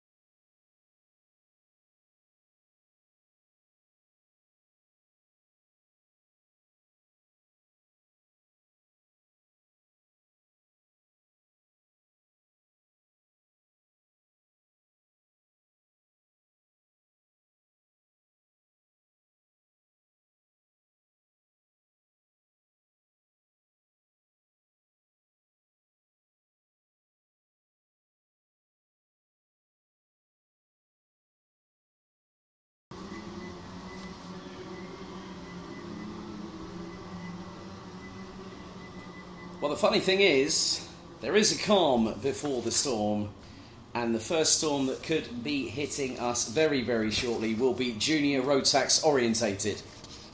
36 drivers, 14 minutes, plus an additional lap. The grid I'm going to run through as quickly as humanly possible. On the front row is Christian de Klein from the Netherlands, Thomas Martens from Belgium, Farum Mega and Tim Gerhards on row number 2, Dan Ginchard and Luca Schoenmakers, row 3, Patrick Knowles Lokmelis and Magnus Pedersen, row 4, Arvid Rosen and Maurice Schmeis complete the top 10. Tommy van der Stroys and Drake Janssen, that is row number 6, Danny van Hoyten and Valentin Kloos, that's row 7.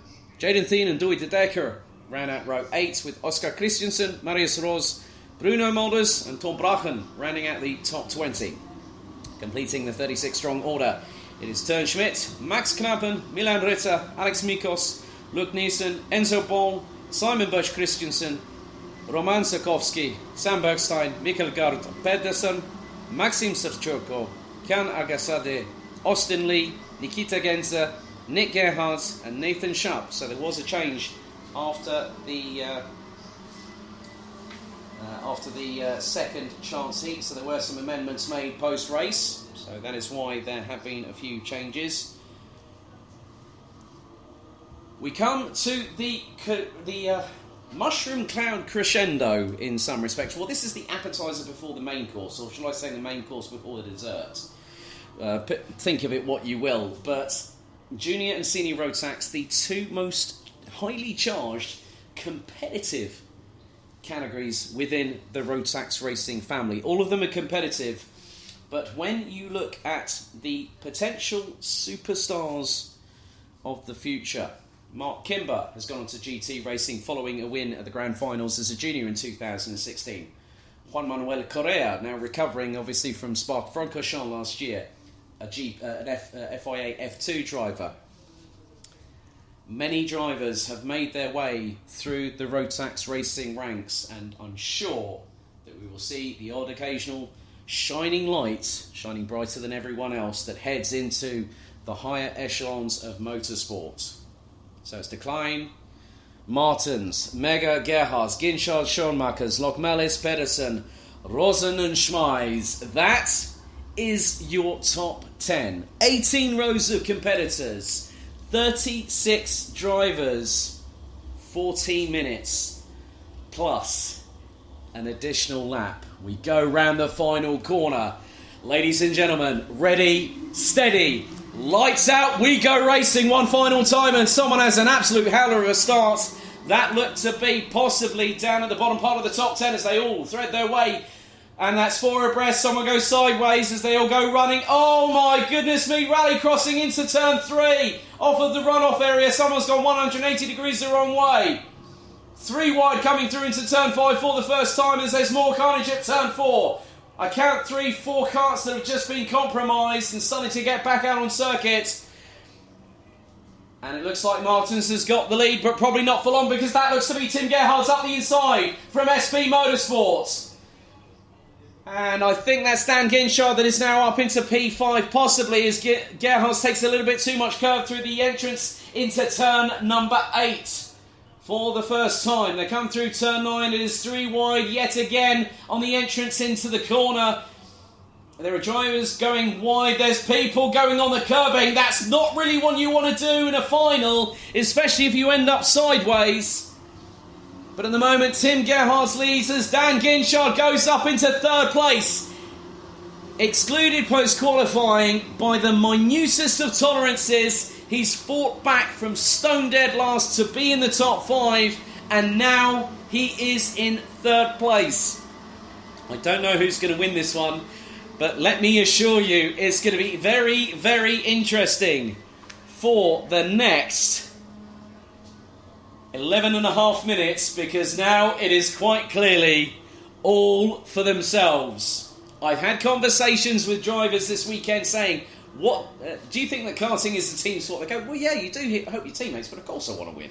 And that is quite clearly true. The killer instinct that the minute the visors go down is when you see that internal light switch flick on. and I know some of these junior road tax drivers, and they are such great kids, some of them, as we've now got to change for second. Dan Ginchard past Thomas Martins. Now Ginchard is on the hunt. He wants to get past Tim Gerhards. And now we've got Christian Decline from the Netherlands in 4th position. Pedersen, Sean Makers, Janssen, De Decker up into 8th place. Lokmelis is now in, I think, around 9th or 10th place. So still plenty of time to go. And Ginchard drops the hammer quite convincingly. Despite the wet weather conditions, he has just taken quite a considerable chunk out of Tim Gerhards. The gap now, 0.995 of a second. So Janssen and Schmeiss up into 6th and 7th behind Sean Makers. De Decker 9th, Lokmelis, Knappen, Mega, Van Hoyten, Klus and Mikos round out the top 15. Looks like we have a driver that will no longer be taking any further part, and that is Teun Schmidt from the Netherlands. Nathan Sharp, unfortunately, a non-starter. So we are down to 34 competitors.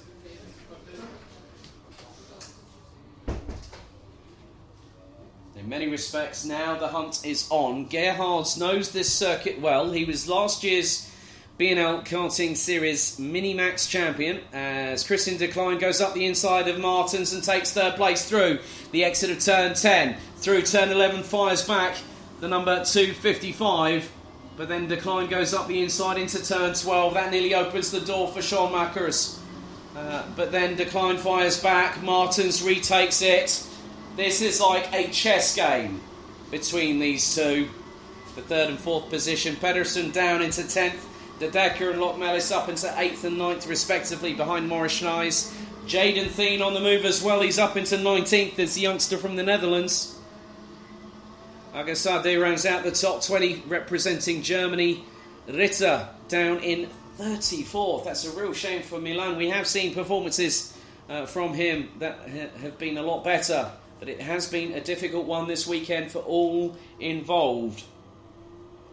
As there is the 285, and that unfortunately is, or was that the 235? The 285, I believe. So there's one driver there. There's a bit of, let's just say a bit of rubber scuffing on the side of it, a bit of tyre marks there. So someone now has got a bit of rubber and now has also had a bit of a spin. So that's really not happening, helping other people. I'm just having a look up and down the order. Tommy van der Stroy started in P11. It's been a baptism of fire from the youngster in the 254 running from the Netherlands, as we have. Now that was very, very nigh on clumsy a little bit, I think, possibly for one of the drivers. That could have been maybe Schmeiss or Janssen, maybe trying to go up the inside of Sean Makers. But it's going to be quite interesting how drivers now respond. So at the minute, Christian Decline is up into 3rd past Thomas Martins. Sean Makers 5th. Janssen, Schmeiss, De Decker, Lokmelis, Pedersen. The 253 of Simon Birch Christiansen, who had that spin a bit earlier on today, has recovered up to 11th position so far. Valentin Klus. Then it is Oscar Christiansen, Nick Gerhards, the twin brother of Tim, who is currently leading at the moment. The only set of twin brothers we have in the BNL Karting Series, up ahead of Nikita Gensa, Fahin Mega, Alexander Mikos. Then we have Kian Agasade, Jaden Thien and Marius Rose round out the top 20. So Thien running pretty well in his first race weekend as a junior road tax driver. But obviously, with regards to the results, the weekend results after today, it's going to be interesting to see who will win juniors and who will win seniors, because if I'm honest with you, I am not going to count any chickens before they hatch. If it was 2 races, if we had just 36 competitors, it would be a little bit more straightforward. But as always, juniors and seniors heavily subscribed every single time we go racing in the BNL Karting Series, and this weekend has been no exception, with around 43 competitors here over the last few days, practicing, qualifying yesterday afternoon, and now in their final race. We have just under halfway to go.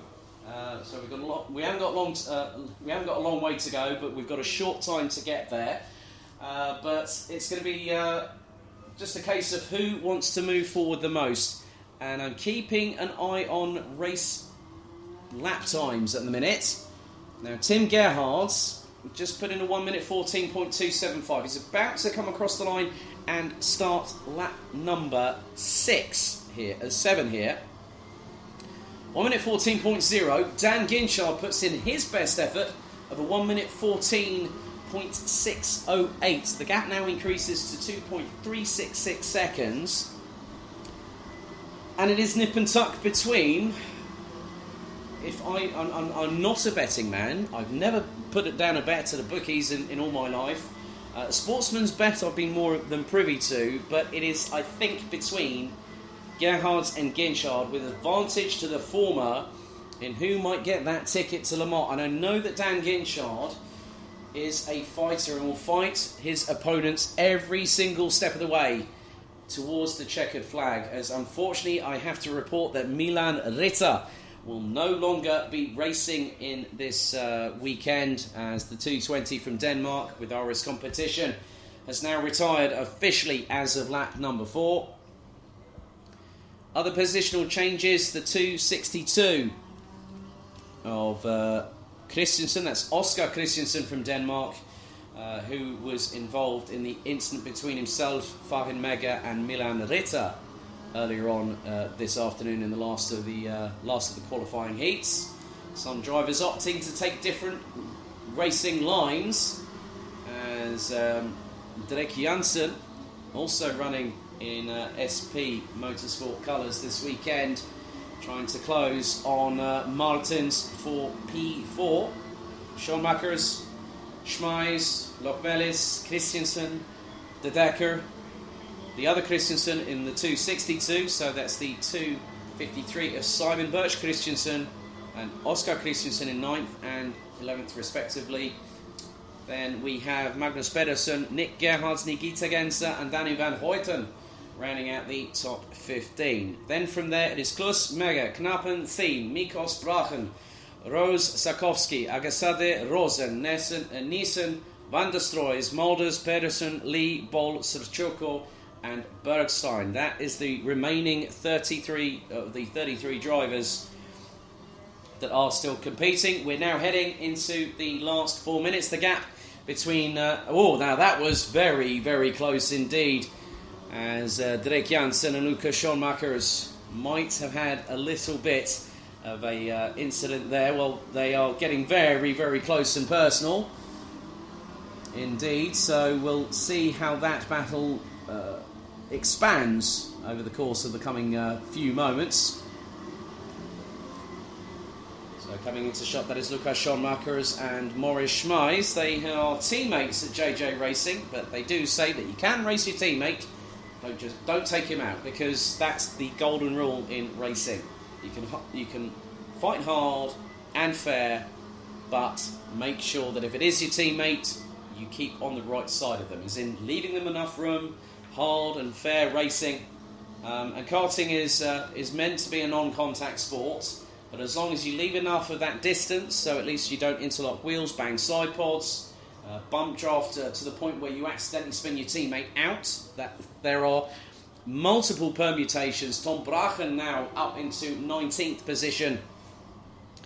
It's not been an easy one from the youngster from Belgium, a former BNL Karting Series champion in his own right, and in many respects he is a very, very talented young man, but now it's a case of being put out of the frying pan and into the fire effectively.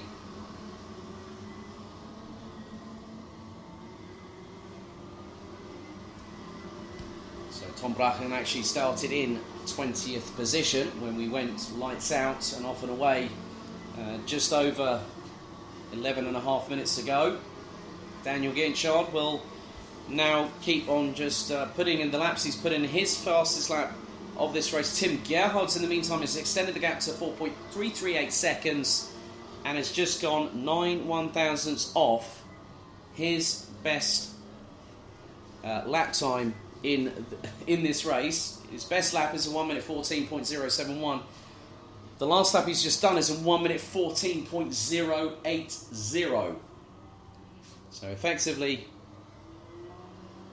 to have that kind of metronomic consistency is pretty good. Maurice Schmeiss has just gone purple in sector number 2, the 2:15 from Germany, rounding out the top 7, about 5 seconds ahead of Patrick's Nolslock Mellis from Latvia. Then we've got the 2:53 of Simon Bush Christensen and Doig de Decker, aka the Blonde God, and that is to do with that fabulous mane of blonde hair that we always see him sporting whenever he's on social media. Thank you, Vincent, from FM Images, in some respects. But no, Dewey's a really good kid. He's finished on the podium of the Rotax Max Challenge Grand Finals, so to see him here to get a taste of junior Rotax action is great from a perspective of the BNL, and just shows how truly international our drivers are, because they compete not just here in the BNL karting series, but they compete in multiple different karting disciplines, and it's not just Rotax. But we like the fact that they do like to come back home.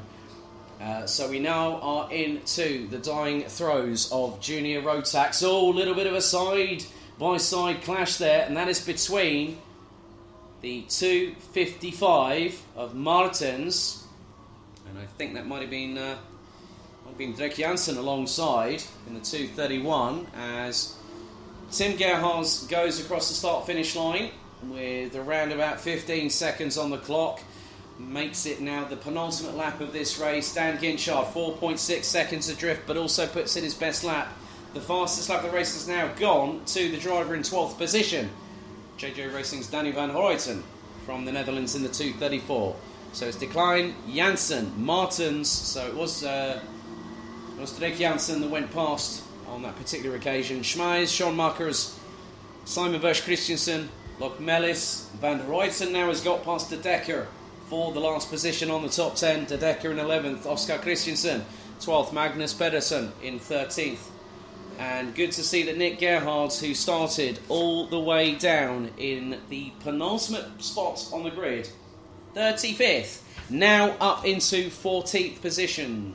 That is a 21 place gain over the course of the race. Timer has now officially expired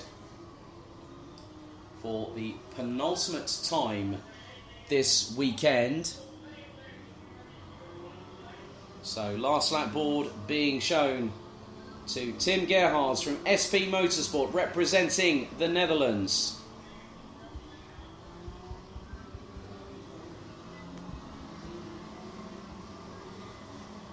It's been a pretty good showing from the youngster. Race just outside of Amsterdam. Now coming into a new chapter in his racing career, and I know for a fact through a recent Dutch documentary which featured myself and also Flens Langenberg as two of the commentators on the racing action on that video. They both want to be in Formula One. Now that is a big mountain to climb, we all know that, but if someone like Max Verstappen, who has raced in the BNL karting series himself personally, well, if Max can do it, I'm sure the Gerhards can.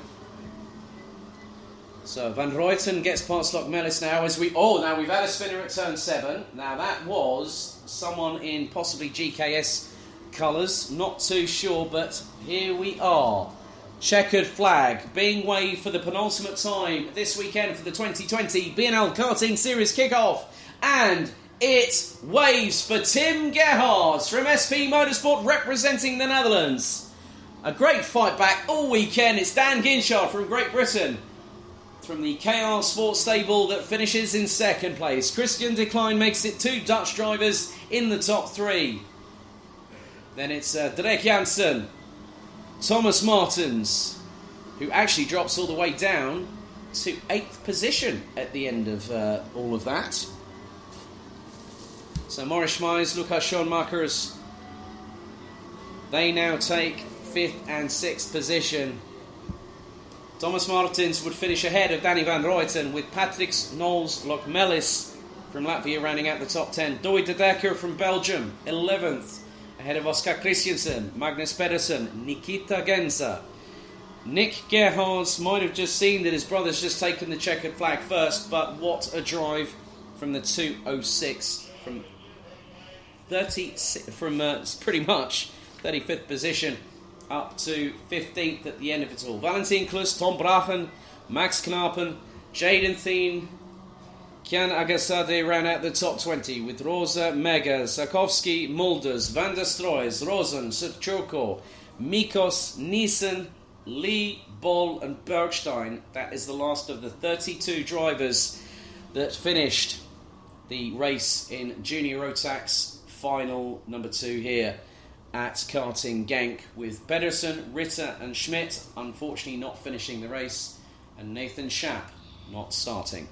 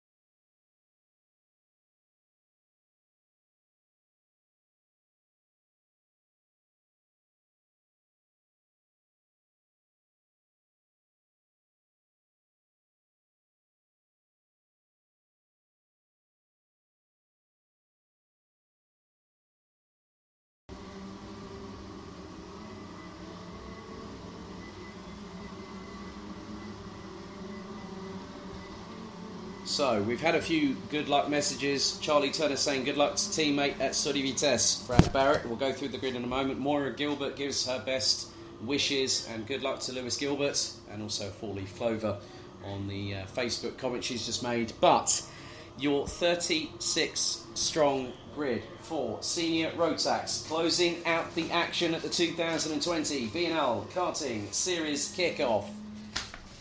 It's a corker. It's going to be a great race. Matthew Higgins, having done 2 for 2 in the heats earlier on today, starts from pole position. Alongside him will be Sean Butcher, also representing Great Britain. Then Harry Thompson with Emily De Hoys round out the top 2 rows. Lewis Gilbert and Danny Van Dyke, that is row number 3. Storm Brouwer, who brought a whirlwind to the party in the in the last preliminary heat earlier on this afternoon, is alongside Luca Leistra on row 4. Victor Plateau and Artur Horsch. That completes the top 10. The rest of the top 20 is as follows. Victor Plateau in the 350, Artur Horsch in the 353, the 328 of Dylan LaHaye, the 352 of Jeff Machiels, Patrick Rundquist in the 358, Maurice Schuring in the 315, Jules Castro, Robin Knutsson, Andres Herbert, the returning Robert De Haan, Fabian Bock and Linus Henson. Then we go to the rest of the 36-strong grid. Bradley Barrett in 21st ahead of Mads Rees, Jaj Ranjankan, Vincent van Kerkhoffen, Luca Thiel, Oscar Hall, Lars Zanen, Jaroslav Zimashka, Teddy Clinton, Flint Schuring, Ehab Turka, Christopher Saxe, Bart Witt, Harley Horton, Stefan Christensen and Lukas Scherbinskas. 36 highly motivated, highly adrenaline-filled Rotax seniors. As Robin Runnerholm goes, go for it, Mr. Knutsson. Yep, Robin Knutsson sitting down in 16th position. Good to catch up with Robin yesterday morning when he asked me about what time does registration close. Robin, you have a mobile phone in your pocket. We will see what happens as the pin on the grenade is about to be pulled and the resulting explosion will be 36 senior Rotax drivers. 14 minutes on the clock, red lights on the gantry, revs rise, full start, instant full start. The top 10 were ready, the remaining 20 odd plus, including a straggler at the back of the field, were not ready. So we'll see if we can get things going, as there is one driver definitely at the back part, well, actually going through turn 2, as there are some drivers just sort of slowing things down a little bit. The field is now spreading out. I can't get my words out right sometimes. I'm that excitable when it comes to senior Rotax. But top 10, Higgins, Butcher, Thompson, De Hoys, Gilbert, Van Dijk, Breuer, Leistra, Plateau, Horsch, and a whole host of other drivers just behind that want to try and get one up on the other. But you know what happens in senior Rotax when they start tripping all over each other? It's when someone is able to scarper away like a cat scalded by a red-hot fire. But this is where it all counts. This is crunch time. This is where you find out who wants it the most. Who is wanting to go to Le Mans? Because in the hot seat, the one with the bullseye on the back of his wetsuit is Matthew Higgins. Let's not make any bones about that, shall we? He's got 2 heat wins. Butcher's got 1 himself. Now, let's get ready. Into the tram lines. One final time. Rotax Raw returns for the kickoff. And we go lights out. Butcher drops down to 3rd place as Higgins takes the tighter line. It's 3 abreast. Nigh on 4 abreast through around as moored. There's 2 drivers that have gone way off. Make that 3, make that 4. Drivers being compromised, trying to use the runoff area and hitting the mucky grass. Absolutely unbelievable that was. But in the meantime, Matthew Higgins has got away initially. And that is a word I'm going to enunciate again. Initially. Because now, the amount of drivers, let's put it into perspective here. Matthew has been competing in junior Rotax. This is his senior Rotax weekend debut. And now we have an opportunity to see a young star shine amidst the gloom this afternoon. Harry Thompson from the UK closing him down. Storm Breuer now up into 3rd place. Let's have a look at the replay here. And you can just see it's like everyone's decided to go off track and they're on wet tyres. I mean, if you're going to do that, you're going to go in a rallycross car or maybe ask Danny Sordo or Thierry Neuville to go in a WRC car. But, I mean, seriously, grass karting in these particular machineries, these are built for tarmac, not for... Okay, runoff area in the first lap, I understand. But mistiming it or misjudging it and ending up on the grass, it can happen. So we have a lead of 0.662 between Higgins in first, Thompson in second, then it's Butcher. De Hoy's in fifth place ahead of Lewis Gilbert. So, young Dutch lady driver has got past the dual ride diamond from Ayrshire in Scotland, running under Potenza racing engines these days. Danny Van Dijk, Luca Leistra, Dylan LaHaye, Victor Plateau, Andreas Hebel, Robin Knutsson, Patrick Rundqvist. Looks to be Flint Schuring and Artur Horsch. That rounds out the top 15. More positional changes as we've got the likes of Zanin and Castro all the way down at the bottom part of the field. Zimashka, Horton, I think, might have got a bit mud-happy, let's say. But Higgins has got a lot of knowledge that he can call upon. And a very, very accomplished father within the world of motorsport, David. And all I'm going to say is Vermont Sports Car American Rally Championships, you know exactly what I'm talking about. This kind of weather is something that you need to master, and especially when it is in these kinds of conditions, that you need that opportunity. As Storbrough has gone up the inside of Sean Butcher for third place through turn 8. Nicely done by the Dutch driver. But Sean Butcher now retaliates back up the inside of turn 9 to retake what is third place. So good battle between these two. Then it's Emily De Hoy's and Lewis Gilbert, or is it? We'll just keep an eye out. No, it's not, as that's Dylan LaHaye. Gilbert now being pressurised by Danny Van Dijk, who tries to go around the outside of him, but then does the switch back through. So Van Dijk now past Gilbert for what is 7th position. Then Knutsson up into 10th. Rundqvist, Hebel, Plateau. Then you've got Flint Schuring, Teddy Clinton. That rounds out the top 15. Robert De Haan behind Fabian Bock in 17th position. Morris Schuring down in 18th. Bradley Barrett 21st still for the minute. He's got the likes of Mads Lees and Vincent van Kerkhoffen thus far. But now the gap, quite convincingly, between Matthew Higgins as the ambulance, situated just off of turn 7, has put on its main headlights and the wipers are now on. So the darkness starting to creep in, as I can see a couple of the I can definitely see a couple of the vehicles around the commentary area, well, in the commentary position line of sight, especially the MAN motorhome that I can see opposite me has got its lights on. As it is really, really, I think, to be that impressed by one individual, but I've been impressed by everybody that has come out here this weekend to the Home of Champions, as I've just now seen that the fastest lap of the race is not by the race leader or anyone else in the top 4. It is the driver in 5th place.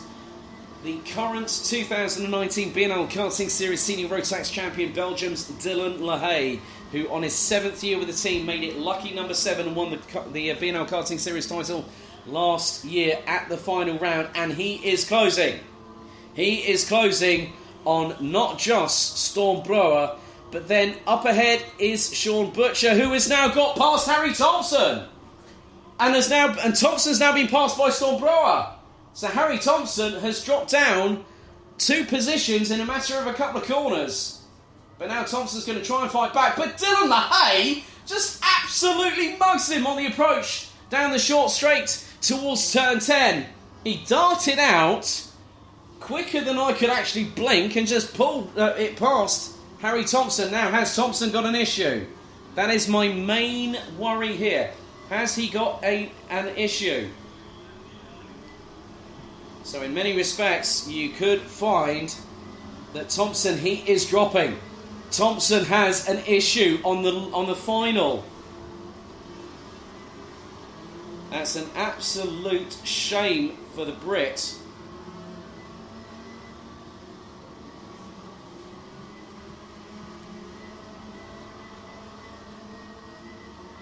So Thompson now drops out of the top 5, down into P6, and it could be even further.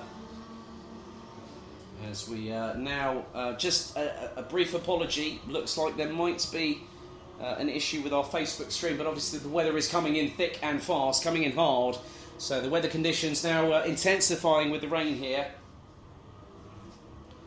So now it is all about a case of just getting to the end of this, and Higgins has got a comfortable country mile ahead, and he's now was 3.472 seconds ahead of Sean Butcher. Now Butcher, I'm not too sure if he's done anything this particular lap. Let's see.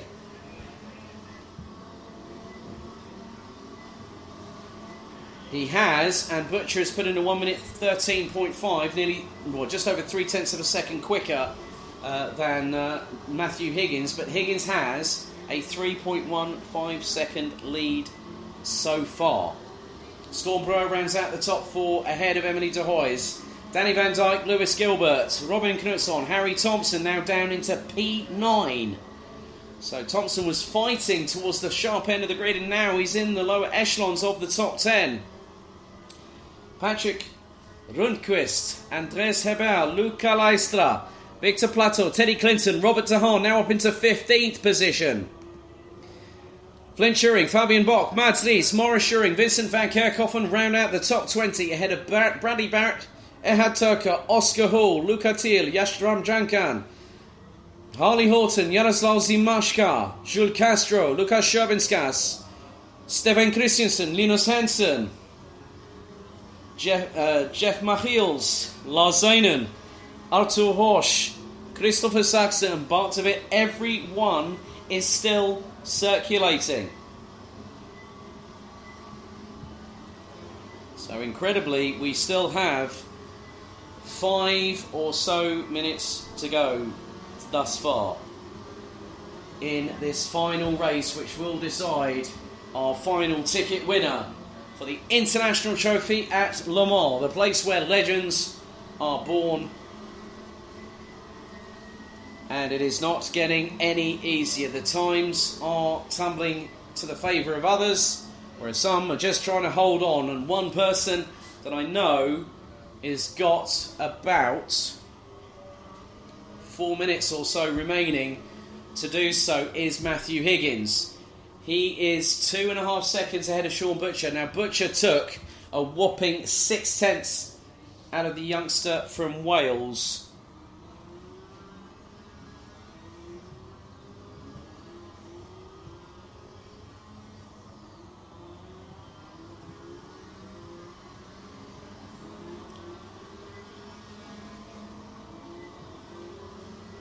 So this is where it's now going to count as how Higgins deals with this insane pressure. And this could be very crucial. This has been a weekend that I'm sure that Matthew and David will not forget in a very, very long time. Because at just this age, to be that quick, okay, there are factors where obviously the younger drivers have a better, let's say, weight parity. So some drivers will be lighter than others, and especially the young guns coming in to challenge the old guards. I know that Dylan LaHaye was speaking to me. He said these guys are getting younger and younger every single year, and I said I completely agree with you. I said I feel old when we're talking about people who are that sort of age, but it just shows how many drivers, as there is a bit of few changes for position, especially up at turn number 6. Well, when some did try and come out of there, and Sean Butcher looks to have truncated the gap to as much as he can. We go into the last 180 seconds. The gap now was around 2.5 seconds. It is 2.182 seconds. Butcher went a bit sideways coming through into turn 12, but he still has with the way that we are running at the moment, I think we had about 2.75 minutes to go, so that will give us possibly 4 laps in total still to go, as both Higgins and Butcher are running on the 1 minute 13s. Butcher on a 1 minute 13.880. Higgins was, so we've got a little bit of a battle going on here, coming out of turn 11 and 12, and that is the 391. That is, I think that was the 391, I believe. Or that's the thing, your mind plays tricks on you, Alex. But there was one driver that came through, as we now have one off on the outside of turn 12. No overtaking. So it is yellow flags, as the driver now has tried to pull the car out of the way of the path of other drivers. We are now into the last 1 minute, 45 seconds, plus an additional lap. The gap between Matthew Higgins and Sean Butcher is now starting to extend. 2.28 seconds. Butcher did a 13.715 last time around. Higgins a 13.563, as the youngster from Wales now heads up to turn 7, as there is a very despondent young driver now moving their way, and that could be, I'm thinking whether that might be Bart a bit, not too sure. However, that's a real shame, as Bart de was trying to do his level best. Luca Tilly Castro up to 23rd and 24th respectively. Ehad Turka now into 19th place. As we come to the anticipated conclusion of the 2020 BNL Karting Series kickoff, ahead of the first round of the championship in just a few weeks' time on April 4th and 5th. Higgins crosses the line with about 25 seconds. This is the penultimate lap. When he gets to between turn 6 and 7, he will be a lap and a half away from such a defining moment in his karting career. I know that somewhere that there will be, I can probably sense it a little bit, that fingernails are being bitten to the quick. But there has been a driver that has stepped up to the plate, stepped up another class, and has gone, right, I'm not here to make up the numbers. I'm here to fight, and I'm here to win. And that is being proven quite significantly. But I've just seen an interesting development. Dylan LaHaye now passes Sean Butcher for second on the road. The timer has expired for the final time here at the home of champions. Matthew Higgins now sees it. 1,360 metres to go for the young Welshman. Signed with Dan Holland Racing for this season, and it has changed things dramatically for the youngster. He runs the number 75. I'm sure that a certain family that I know very, very well, a certain driver used to run a particular number 75 back at Kartmasters last August, when myself and Henry Burdett were there in commentary perspectives. Other drivers, Danny Van Dyke gets past Emily de Hoys on the final lap for 5th place.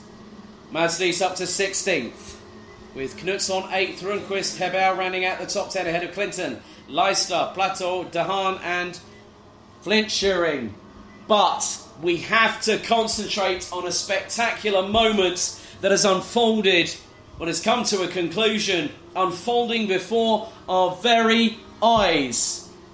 Because 2 for 2 in the heats, and I think I can provisionally say this now, Matthew Higgins has booked himself a place to Le Mans in late July, winning in Senior Rotax. What a drive. Hands down. I think, in the words of Formula One Digital's Will Buxton, it's not Grosjean, it's Higgins. I doff my cap to thee. Well done, young sir. This means Matthew Higgins has arrived in European Senior Road Tax competition, winning by 1.328 seconds from Dylan LaHaye. Sean Butcher makes it 2 Brits in the top 3, rounding out the top 3 itself, 2.5 seconds off of Matthew Higgins at the end of the race. Storm Brewer in 4th ahead of Danny Van Dyke. Emily Doyes on International Women's Day taking a welcome 6th place for all the female racers out there in 6th ahead of Robin Knutsson. Started 16th up to 7th ahead of the dual ride diamond Lewis Gilbert.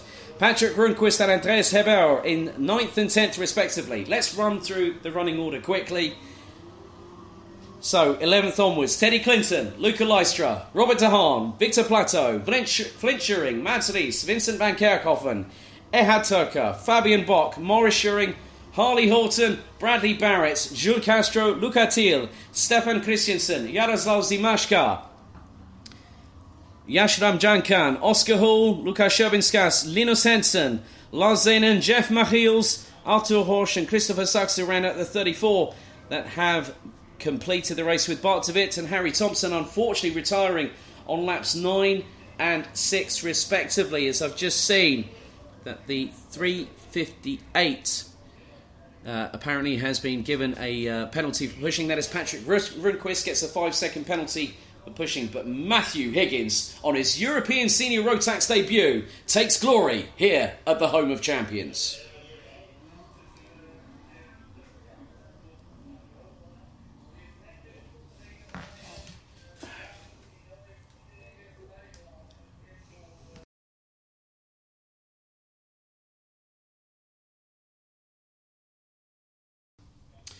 Well, what a way to finish off the weekend here at the Home of Champions for the 2020 BNL Karting Series kickoff with myself, Alex Goldschmidt, the official commentator.